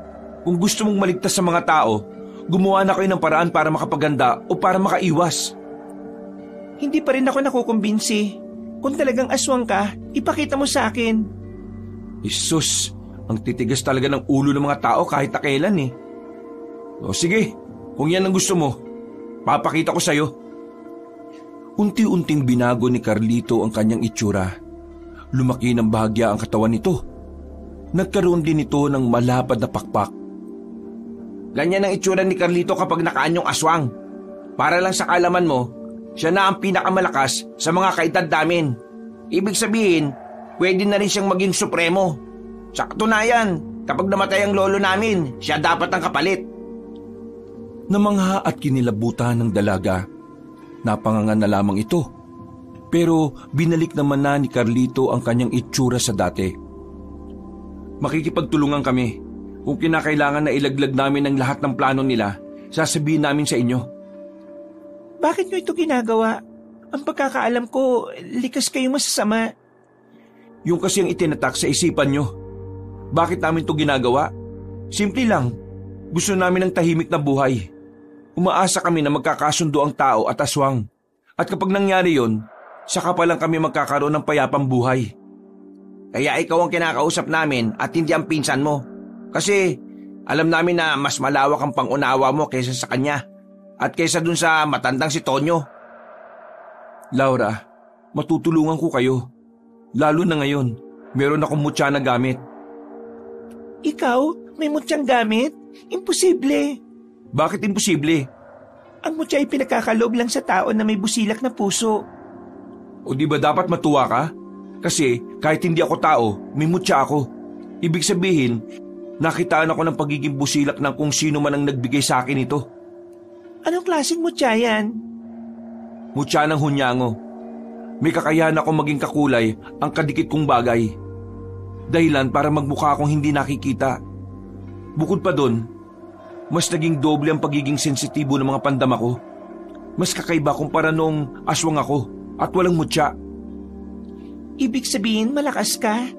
Malakas ka na bilang aswang, pero may mutya ka rin na nagpapalakas sa'yo? Siguro naman naniniwala ka na. Kumbinsido ka na bang hindi kami masamang aswang? Sige, naniniwala na ako. Pero mas maniniwala ako kung pakakawalan niyo ako at sasabihin niyo sa akin kung anong sinabi sa inyong plano ng mga kalahi ninyo. Sinenyisan na ni Carlito ang kanyang pinsan. Agad namang kinalaga ni Abel ang dalaga. Nagulat na lamang si Carlito nang biglang dumampot ng sanga si Laura. Itinutok ng dalaga ang sanga sa kanyang leeg. Kapag pinagtangkaan niyo ang buhay ko, yari kayong dalawa sa akin. Sus, pambihira naman oh. Akala ko ba ayos na? Naniniguro lang. Hoy miss, kung gusto mong palagan si Carlito, mutya rin ang kailangan mo at hindi sanga ng puno. Sasabihin ko na ang lahat ng dapat mong malaman. Ikaw na lang ang bahala magsabi nito sa kanila. Tingin ko, kailangan nyo rin makaharap ang mga kasama ko, lalo na ang pinuno naming si Mang Tonyo. Wala na kaming oras. Kailangan namin makabalik kagad. Dahil kapag nakahalata sila, mabubulilyaso tayo. Kapag nalaman ng mga kalahi namin na nagtitimbre kami sa inyo, masisira ang magagawa niyong planong pag-iwas.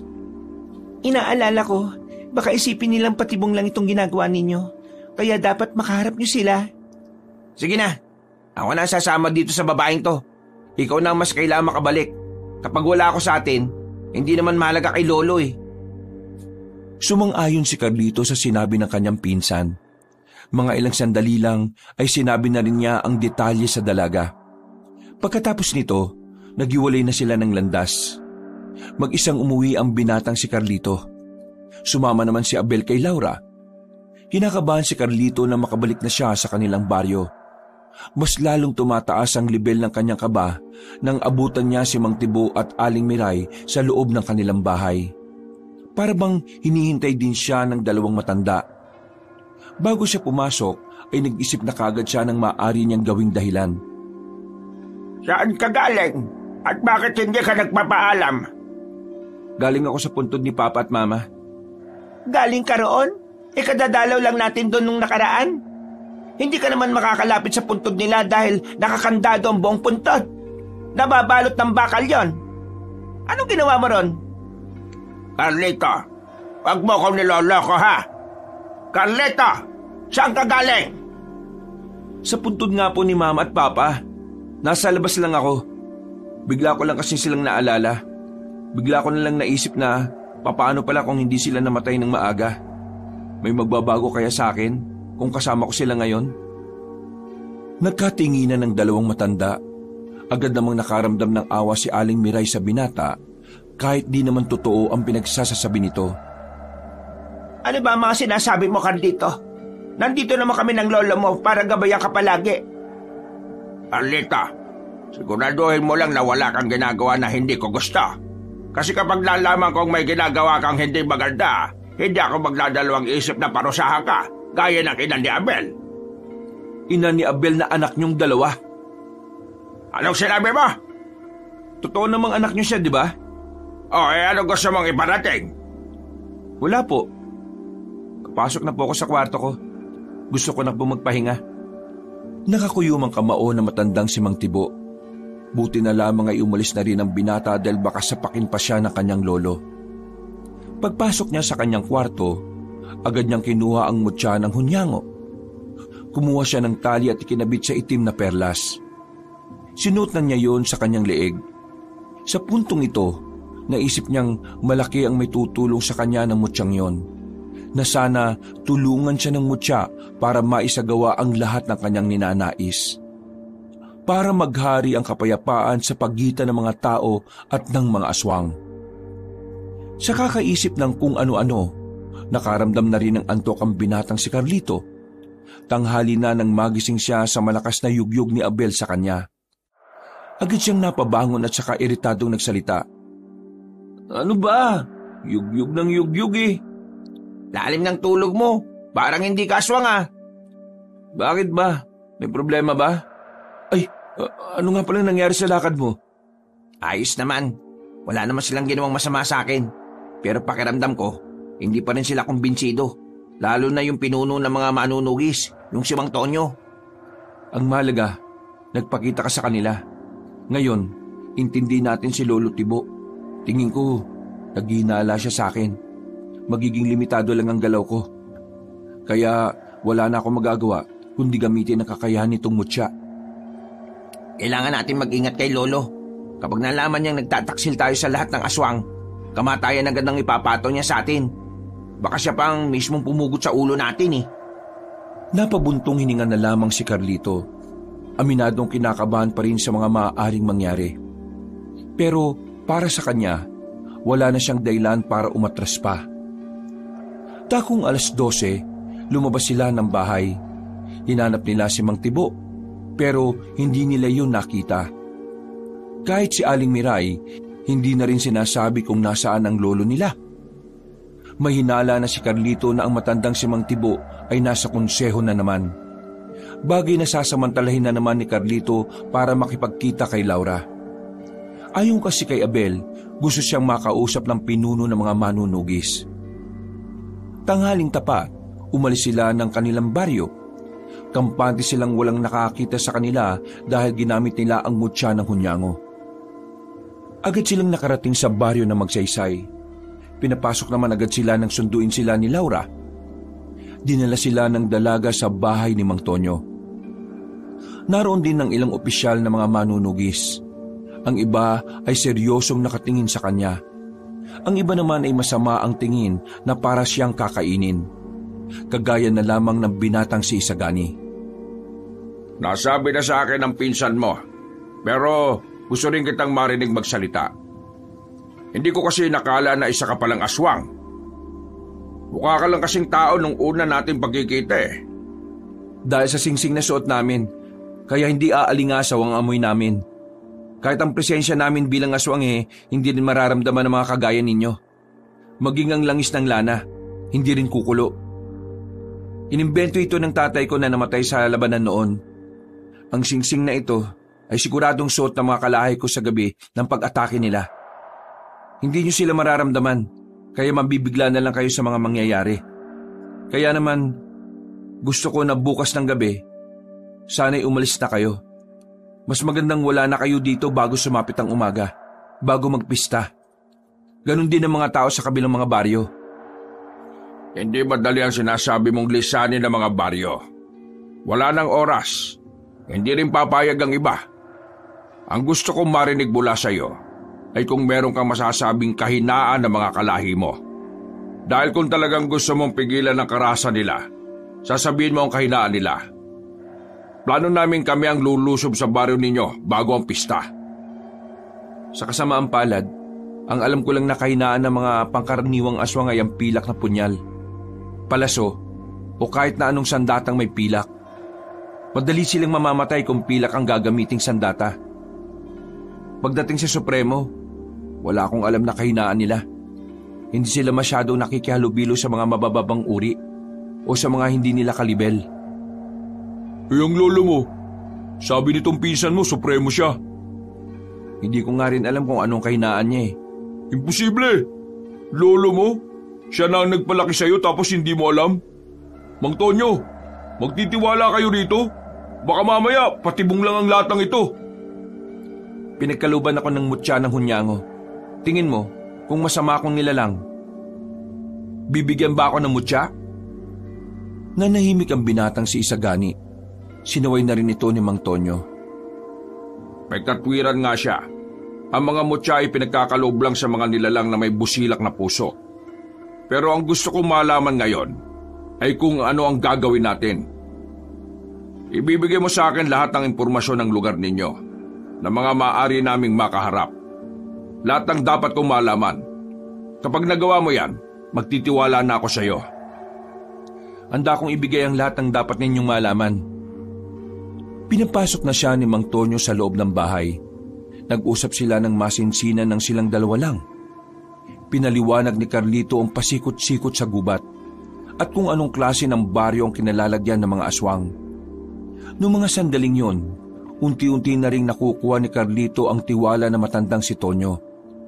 Kahit na papaano, nawawala na rin ang kanyang kaba. Makalipas lang ng halos isang oras, natapos na rin ang kanilang pag-uusap. Planchado na ang mga bagay-bagay. Pulido na ang kanilang plano. Maraming salamat at hindi kayo gaya ng ibang aswang.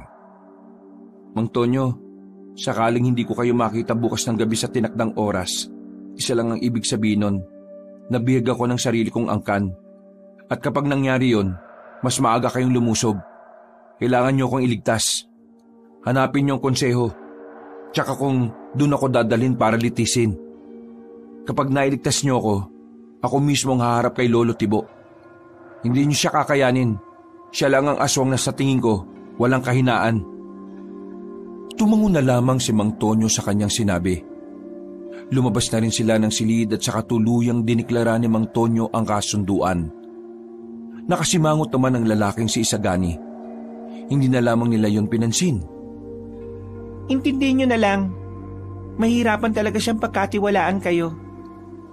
Yung mga magulang nyo kasi, nadali rin ng mga kalahi nyo nung labanan sa malawak na ilog. Wala namang problema sa akin kung ayaw niyang magtiwala sa amin. Pero sana, huwag siyang gagawa ng isang bagay na ikasisira ng mga napag-usapan namin ng pinuno ninyo. Insan, kailangan na natin makabalik sa atin. Baka mamaya, nakakalata na sila lolo. O paano, Laura? Aalis na kami, ha? Maraming salamat. Carlito? Bakit? Wala. Sige, mag-ingat ka. Dalawa kami, siya lang mag-ingat. Kung sa bagay, hindi naman ako kasali sa landian ninyo. Tara na nga, Insan! Natawa na lamang si Carlito sa sinabing yon ni Abel. Naglakad na rin sila palayo. Natanaw pa ni Carlito na kumaway si Laura. Nang makabalik na sila sa kanilang baryo, nakita nilang nasa loob na ng bahay ang kanilang lolo. Ginamit ni Carlito ang mutya ng hunyango. Dahil dito, hindi na malaya ng dalawang matanda na nakapasok na sila ng bahay. Agad silang tumungo sa kwarto. Pagdating nila roon, ay saka sila kumilos ng normal. Nakahiga si Carlito sa kama. Si Abel naman ay nagkunwaring nagbabasa sa lapag. Nakadapa pa ito sa sahig. Maya-maya pa, naririnig na nila ang malalakas na katok ng kanilang lolo. Sinasabi ko na nga ba't may ginagawa kayo kakaiba ng taong yan? Tingnan mo, Miray. Wala akong nararamdaman sa loob. Wala sila dyan. Anong wala sila dyan? Buksan mo na kasi! Gamit ang susi ay nabuksan ng dalawang matanda ang pintuan. Nagulat ang mga ito nang makitang nasa silid si Carlito at Abel. Patay mali siya pa ang dalawa na parang nagtataka kunwari kung ano ang nangyayari. Sinasabi ko naman sa iyong nandito lang sila sa loob eh. Ayaw mo kasing maniwala. Bakit la? Ano bang nangyayari? Magsabi ka sa akin ng totoo. Saan ka galing? Ha? Ano pong saan galing? Di ba ikaw ang umalis kanina? Huwag mo kiniba ko, Saban. Sumagot ka ng maayos.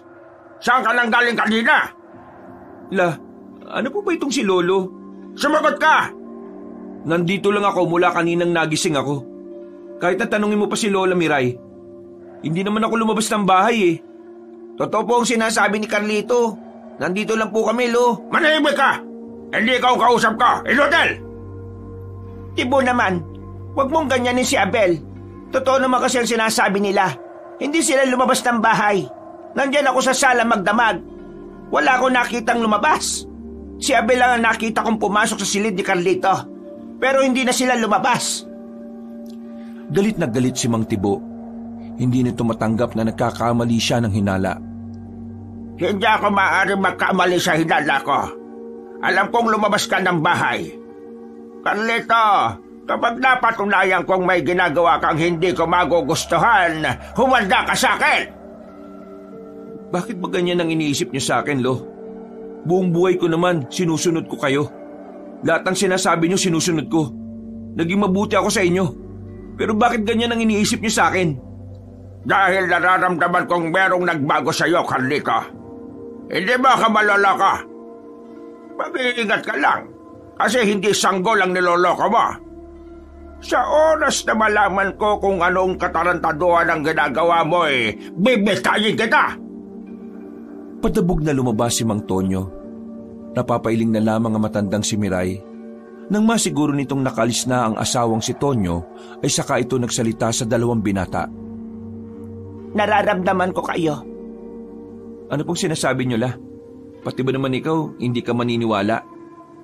Bakit ako maniniwala kung alam ko kung ano ang tunay na nangyayari? Carlito, alam mong mas marami akong nalalaman pagdating sa mga anting-anting, agimat at mutya. Pinag-aralan ko ang mga yan para alam natin kung papaano lalabanan ng mga manunugis. Kaya naman, hindi mo ko pwedeng lokohin, Carlito. Nararamdaman ko ang mutya. Nararamdaman kong yon ang ginagamit mo para makaalis kanina nang hindi kita nakikita. Mutya ng hunyango ang ginagamit mo. Nanlaki ang mata ni Carlito nang marinig niya ang sinabing yun ng kanyang lola. Natataranta ang dalawang binata. Dali-dali isinara ni Abel ang pintuan. Kung alam niyo ang tungkol sa mutya, alam niyo rin ba ang ginagawa ko? Alam ko ang lahat. Kung alam niyo ang ginagawa namin, bakit hindi niyo ako pinipigilan? Bakit hindi niyo ako sinumbong kay Lolo? Dahil hindi ko nakilala ang lola mo. Ibang-iba na siya sa dati. Masyado na siyang nilalamo ng pagnanais ng ubusin ng mga tao. Mas marahas na siya ngayon. Hindi na siya nakikinig sa akin. At higit sa lahat, ayaw ko na sa sistemang ito. Gusto ko na lang din mahimlay ng may mapayapang kinalalagyang lugar. Ibig niyo pong sabihin, Lola, pabor kayo sa ginagawa namin? Alam kong ginagawa niyo lang naman ang tingin niyong tama, kaya hindi ko kayo pinipigilan. Kung ganun, sumama po kayo sa amin. Hindi pwede. Kapag nawala ko sa tabi ng lolo ninyo, mas lalo siyang mapapraning. Mas lalo niyang iisipin na may nagtataksil sa kanya. Makakasira pa ako sa mga plano ninyo. Pero kukunin ka namin, Lola, kapag lumusob na ang mga manunugis dito. Ngumiti na lamang ng papilit ang matandang babae, pero sa kaloob-looban nito ay namamayani ang pagkabahala. Mabilis na lumipas sa mga oras, sumapit na rin ang kinabukasan. Umaga pa lang, ramdam na nilang tila aligaga na ang mga aswang sa kanilang baryo. Nung sandali ding yon, nanatili lang sa loob ng bahay si Carlito. Pakiramdam niya kasi ay may nagbabantay na sa kanila. Ramdam na ramdam ni Carlito ang mga presensya sa paligid. Nasa bakuran lamang siya habang nakatambay. Hawak niya ang gitara habang naghihintay sa kanyang pinsang si Abel. Yung kasi ang pinaalis niya para magmanman sa buong paligid. Mga ilang sandali lang, nakita na rin niyang dumating si Abel. Agad silang pumasok sa loob at pabulong na nag-usap. Insan, kailangan mo nang umalis ngayon. Ha? Bakit? Ano bang nalaman mo? Naghihinala na ang buong konseho sa'yo. Isa sa mga gabunan na nakalaban mo nung niligtas mo si Laura. Sinasabing taga rito ang aswang na taksil. Napaisip si Lolo Tibo. Unang pumasok sa isip niya, ikaw. Tama ba narinig ko? Kailangan mo nang umalis. Opo, Lola. Pinaghihinalaan na siya ng konseho. Mismong si Lolo Tibo ang naglaglag sa kanya eh. Hindi ako aalis. Kapag umalis ako, mas lalo lang iisipin ni Lolo na ako nga ang nagtaksil na aswang. At kapag naisip niya yon, baka magbago ang plano nila. At kapag nagbago ang plano nila, masisira naman ang pinaplano namin ni Mang Tonyo. Pero insan, mapapahama ka. Baka dakbin ka kagad nila ngayon. Hindi nila ako pwedeng hulihin. Hanggat wala silang matibay na ebidensya, mananatili akong inosente. Lolo, ayaw pa makinig eh. Sabihan niyo na nga po. Hindi. Tama si Carlito. Tama lang ang naisip niya. Masisira ang lahat kapag umalis siya ngayon. Mananatili ako dito hanggang mamayang gabi. Saka lang ako alis kapag parating na ang mga manunugis. Napapakamot na lamang sa ulo si Abel. Sobra kasi itong nag-aalala para sa kanyang pinsan. Alam kasi ni Abel na anumang oras maaaring mawala sa kanila si Carlito kapag hinatulan nito ng parusang kamatayan. Lumipas sa mga sandali, wala namang nangyaring masama. Hindi dinakip si Carlito. Walang kahit na anumang senyales ng panganib. Pero kahit na ganon, nakakaramdam pa rin ng kaba si Carlito. Nakakabahala ang pagiging kalmado ng sitwasyon. Dakong 5:00 na ng hapon, 2 oras bago ang napag-usapan nila ni Mang Tonyo, tumitingin-tingin siya sa labas. Hindi niya alam kung bakit parang nawala na ang mga nagmamasid sa kanya. Nang subukan niyang paganahin ang mutya ng hunyango, lumabas ang kanyang pandinig at pakiramdam. Narinig niyang paparating na sila Mang Tibo kasamang ilang mga aswang na mula sa konseho. Abel, umalis ka na rito. Abisuhan mo na kagad sila, Laura. Oh, bakit na naman? Paparating na sila para dakpin ako. Iwan mo na kami ni Lola dito. Umalis ka na, bilis! Wala nang sinayang na sandali pa si Abel. Umalis na ito ng bahay. Habang lumalapit naman sa kanya ang lola niyang si Miray, hinawakan siya nito sa kamay. La, kailangan mo umaktong wala kang nalalaman ha. Ayaw kitang madamay. Huwag ka mag-alala, Apo. Susubukan kong kausapin ang lolo mo. Hindi na po kailangan. Tanggap ko na po ang mangyayari sa akin. Pero... La, magiging maayos lang ako. Naniniwala ako sa mga manunugis na magagawa nila ng paraan para makamit ang lahat ng kapayapaan. La, nandyan na sila. Lumayo ka na sa akin. Sinunod ni Aling Miray ang sinabi ni Carlito. Maya-maya lang, biglang bumukas ng padabog ang pintuan. Unang pumasok ang kanyang lolo. Agad na lumapit sa kanya si Mang Tibo. Isang malakas na sampal ang pinakawalan nito. Sa lakas ng sampal na matanda, ay bumulandra siya sa dingding. Agad namang lumapit ang matandang si Miray. Ano ka ba, Tibo? Bakit mo sinasaktan ng apo natin? Ito nga pa ba? Taksil sa angka ng mga aswang. Taksil sa ating lahi. Ha? Anong sinasabi mo? Siya ang taksil na nagligtas sa babaeng manunugis. Hindi malabong kumampi na rin ang sinaulong ito sa mga tao. Kaya naman, ngayon, papairalin natin ang batas nating mga aswang. Wala akong pakialam kahit anak ka ng anak kong paborito. Wala akong pakialam kahit apo pa kita. Wala akong pakialam kung sino ang masasaktan. Dahil ngayon, bilang pinakamataas na supremo sa lahat, dinideklara ko na patawag ka ng pinakamataas na parusa, ang parusang kamatayan!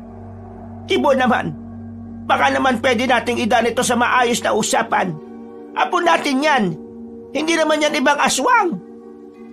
Kapag batas ang usapan, walang pamilya, walang kaibig-kaibigan. Lahat susunod sa batas. Dahil ang batas ay ang pangalawang mataas bukod sa Panginoon natin. Sige na, kalagkarin na yan papunta sa konseho. Sabihan ang lahat ng mga aswang na merong isasagawang pagbitay ngayong gabi. Dagong 7:00. Kaya naman, gusto kong magtipon ng lahat. Wala nang nagawa pa si Aling Miray ng pwersahan ng ilabas si Carlito. Kinaladkad dito sa daan at pagdating ng konseho, dito na inilabas ni Mang Tibo ang galit nito sa sariling apo. Sa harap ng mga supremo, pinatikim niya si Carlito. Napakawalang hiya mga aswang! Wala kang utang na loob sa lahi mo na nagbuwis ng buhay para sa kapayapaan natin. Taxel! Ano? Ayan pa! Dumugo na ang ilong at bibig ni Carlito. Ramdam na ramdam nito ang mga sakit ng katawan niya. Kahit matanda na ang kanyang lolo, hindi maikakaila kung gaano ito kalakas. Ang mismong mga magulang mo, nagbuwis sila ng buhay para labanan ng mga tao. Tapos ngayon, ikaw, nakikipagmabutihan ka sa kanila. Wala kang kwenta. Nakakadismaya ka. Kung alam ko lang na magtataksel ka, hindi na sana kitang binuhay doon. Hinayaan na lang sana kitang mamatay sa sakit. Mas mainam pang ang hinayaan niyo akong mamatay. Mas gugustuhin ko pang mawala kaysa tiisin ng bulok na sistema nating mga aswang. Anong sinabi mo? Hindi masasama ang mga tao. Tayo ang masasama. Lumalaban sila dahil gumagawa tayo ng kasamaan. Dinadamay natin ng mga walang kamalay-malay. Akala nyo ba hindi ko alam ang sikreto ng konsehong ito? Pumapatay kayo ng tao para gawing pagkain. Matagal yun na itong ginagawa. Ang mga pinapatay nyo ay yung mga taong inosente. Mga taong naglalakad pa uwi galing sa trabaho. Bigla nyo nga hablutin at papatayin? Sawang-sawa na ako sa ganitong sistema. Mulat na ako sa katotohanan na ang aswang talaga ang tunay na salot at hindi ang mga tao. Ang kapal ng mukha mo! Nagbago na ang kulay ng mata ni Mang Tibo. Galit na galit itong binugbog ang binata.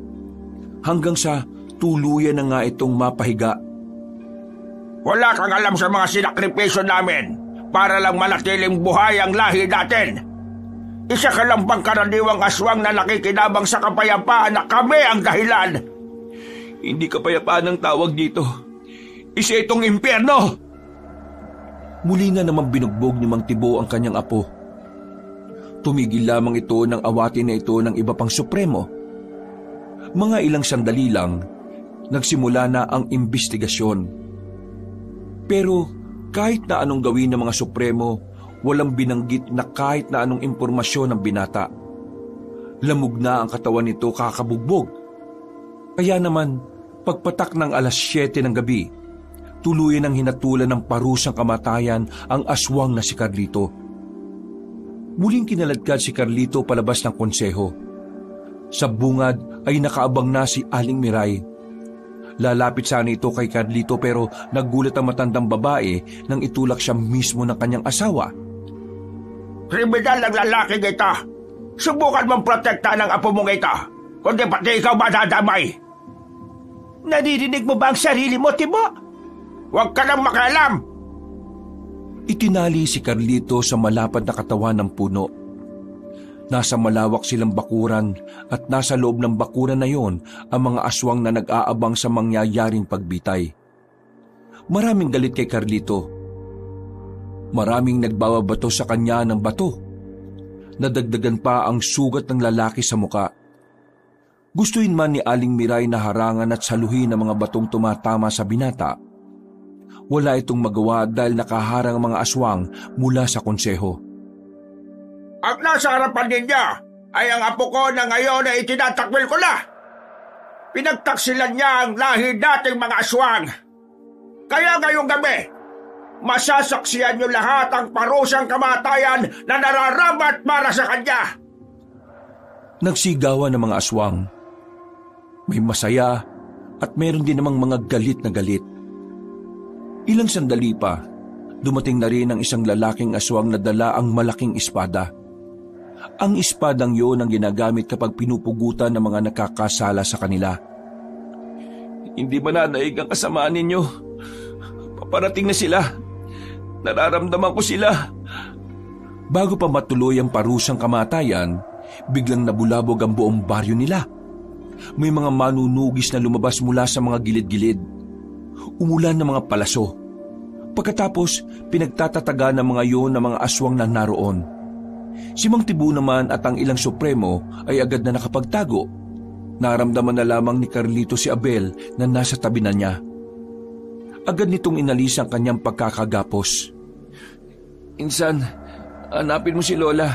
Baka madamay siya pakiusap. Sige, akong bahala kay Lola. Nang makatayo na si Carlito, ay lumapit na sa kanya si Laura at Mang Tonyo. Naroon din si Isagani na nakasimangot. Maraming salamat. Saktong-sakto ang dating ninyo. Maraming salamat din at inabutan ka pa namin buhay. Mang Tonyo, Laura, kayo na ang bahala sa ibang supremo. Ako nang haharap kay Lolo Tibo. Sigurado kang kaya mo ang lolo mo sa ganyang kalagayan mo? Opo, kakayanin ko. Nasa akin na mutya at isa rin naman akong aswang. Sige, kami nang bahala sa iba. Nang umalis na rin ng dalawang yon para harapin ang mga supremo, pinatunog na rin ni Carlito ang kanyang mga daliri pati na rin ang leeg. Handang-handa na siyang labanan ng kanyang lolo. Hindi niya alam kung kakayanin niya ito, pero handa siyang gawin ng lahat, matalo lamang ito. Pinagana na niya ang kanyang mutya. Hindi na siya nakikita ng mga aswang na nadadaanan niya. Nagtungo agad si Carlito sa kinaroroonan ng kanyang lolo. Inabutan niya yon sa loob ng konseho. Nagulat na lamang ang matanda nang bigla siyang lumitaw sa gilid. Paano ka napunta dyan?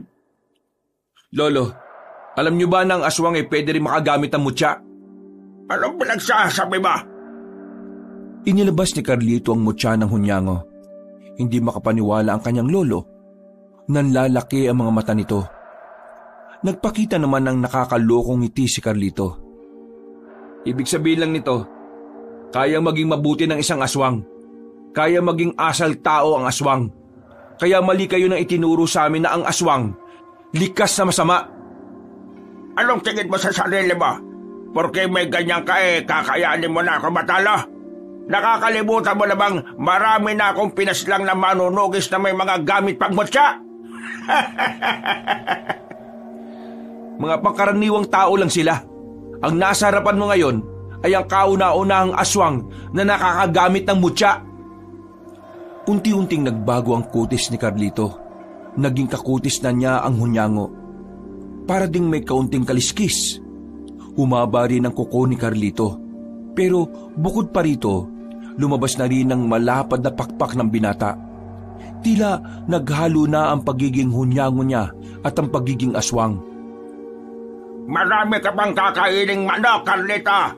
Hindi mo ka matasala. Nagbago na rin ang anyo ang matanda. Pinalabas na rin ito ang malapad ding pakpak na kulubot na ang lahat. Sabay silang lumipad sa ere. Nagsagupaan sila sa itaas. Sa puntong ito, aminado si Carlito na talagang malakas ang kanyang lolo. Sa unang pagtatapat, si Carlito ang bumagsak. Walang-wala ka pa sa karanasan ko, Carlita. Kaya mangarap ka na lang na mananalo ka sa laban na ito. Hindi pa nakakabangon si Carlito, bigla na lamang umatake ulit ang matanda. Sinubukan niyang makailag, pero hindi siya nagtagumpay. Nasalo niya ang malakas na suntok ng kanyang lolo, pero hindi pa rin nagtapos ang lahat. Nahawakan siya ni Mang Tibo sa pakpak. Napasigaw na lamang sa sobrang sakit ang binata nang putuli ni Mang Tibo ang pakpak niya sa kaliwa. Wala kang karapatan na magkaroon ng pakpak. Ang mga taksil ng gaya mo ay dapat lang na mawalan ng kalayaan makalipad. Ang kagaya mong ubod na kasamaan, wala kang karapatang makaranas ng kapayapaan. Anong sinabi mo?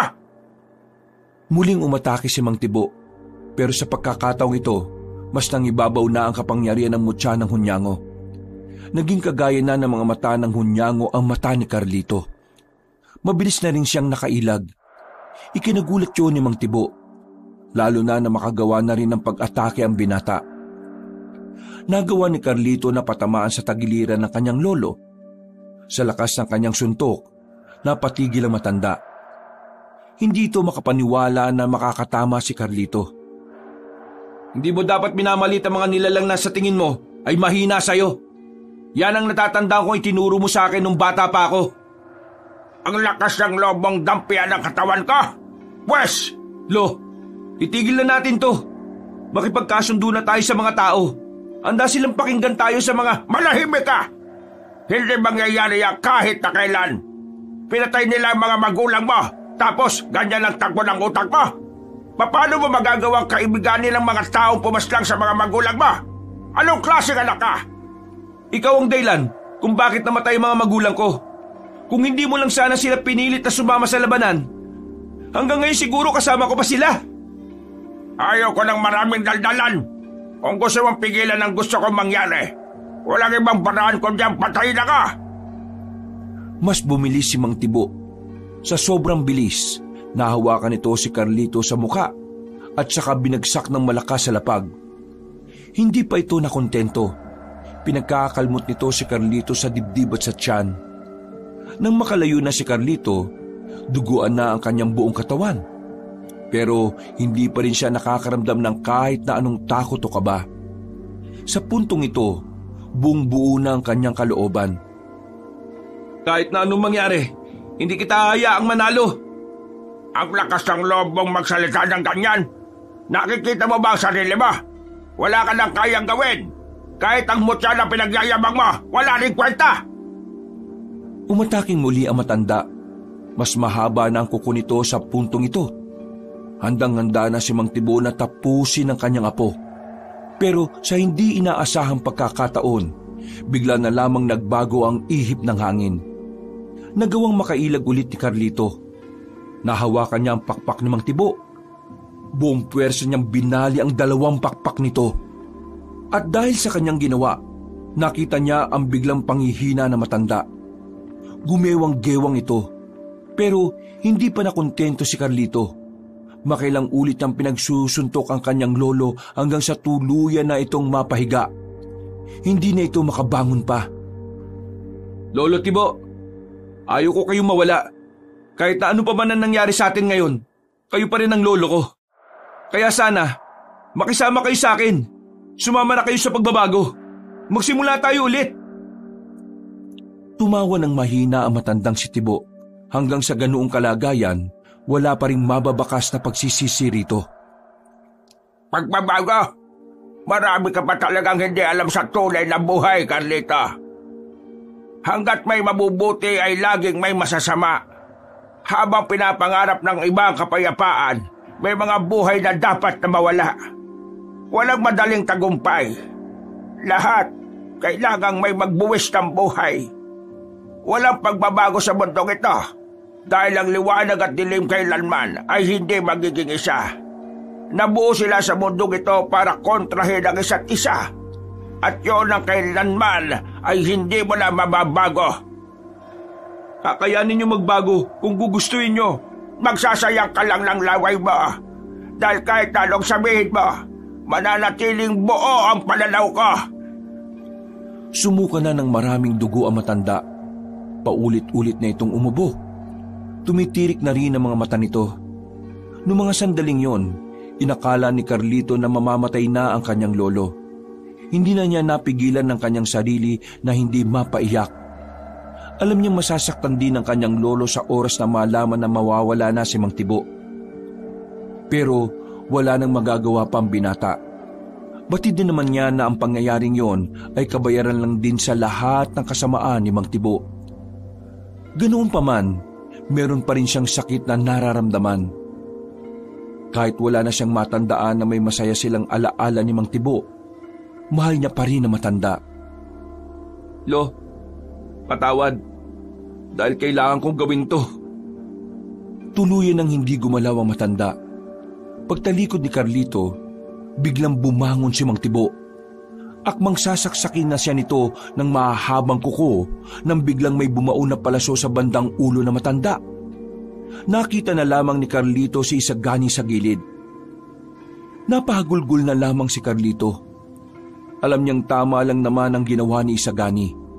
Kasi kung wala ito, baka siya pa ang namatay. Noong mga sandaling yon, bumuhos ang luha ni Carlito. Naramdaman na lamang din niyang nasa tabi na pala niya ang kanyang lola at pinsan. Kasama na niyang umiiyak ang mga ito. Ganun pa man, kailangan nilang tanggapin ang mga nangyari. Naipanalo nila ang laban. Natalo nila ang mga aswang. Sa puntong yon, kahit na papaano ay napanatag na rin ang kalooban ni Carlito. Dahil sa wakas, alam niyang magkakaroon na ng kapayapaan. Mula nang matalo na nila ang mga masasamang aswang, nagkaroon na ng kasunduan. Nilagdaan ni Aling Miray ang kasunduan sa pagitan ng mga mabubuting aswang at ng mga tao. Sa pamamagitan nito, makakapamuhay na ng normal sila Carlito. Hindi sila gagalawin ng mga manunugis at hindi rin naman nila pwedeng galawin ng mga tao. Dahil wala na rin naman ang mga aswang sa baryo, pinasunog na lamang yon ni Aling Miray. Lahat ng bahay ay inabo ng apoy. Habang silang maglola naman, mas pinili na lamang mamuhay sa malayo. Nagtungo sila ng Maynila. Doon nila naisimula ng kanilang buhay bilang mga aswang na mabubuti. Sinubukan nilang mamuhay ng normal. Hindi naging madali para kay Carlito nakalimutan ang mga nangyari. Pero dahil kasama niya si Aling Miray at Abel, kahit na papaano ay kinakaya niya ang bawat araw na dumadaan. Sa ngayon, na kay Carlito pa rin ang mutya at alam niyang magagamit niya pa yon sakaling may mga kapwa-aswang na naman ang magtatangka sa buhay ng mga tao. Nagkaroon ng patuloy na pag-uusap sina Carlito at Laura. Hindi nawala ang kanilang komunikasyon. Nararamdaman ni Carlito na magkakaroon ng panibagong yugto ang kanyang buhay kasama si Laura. Wakas,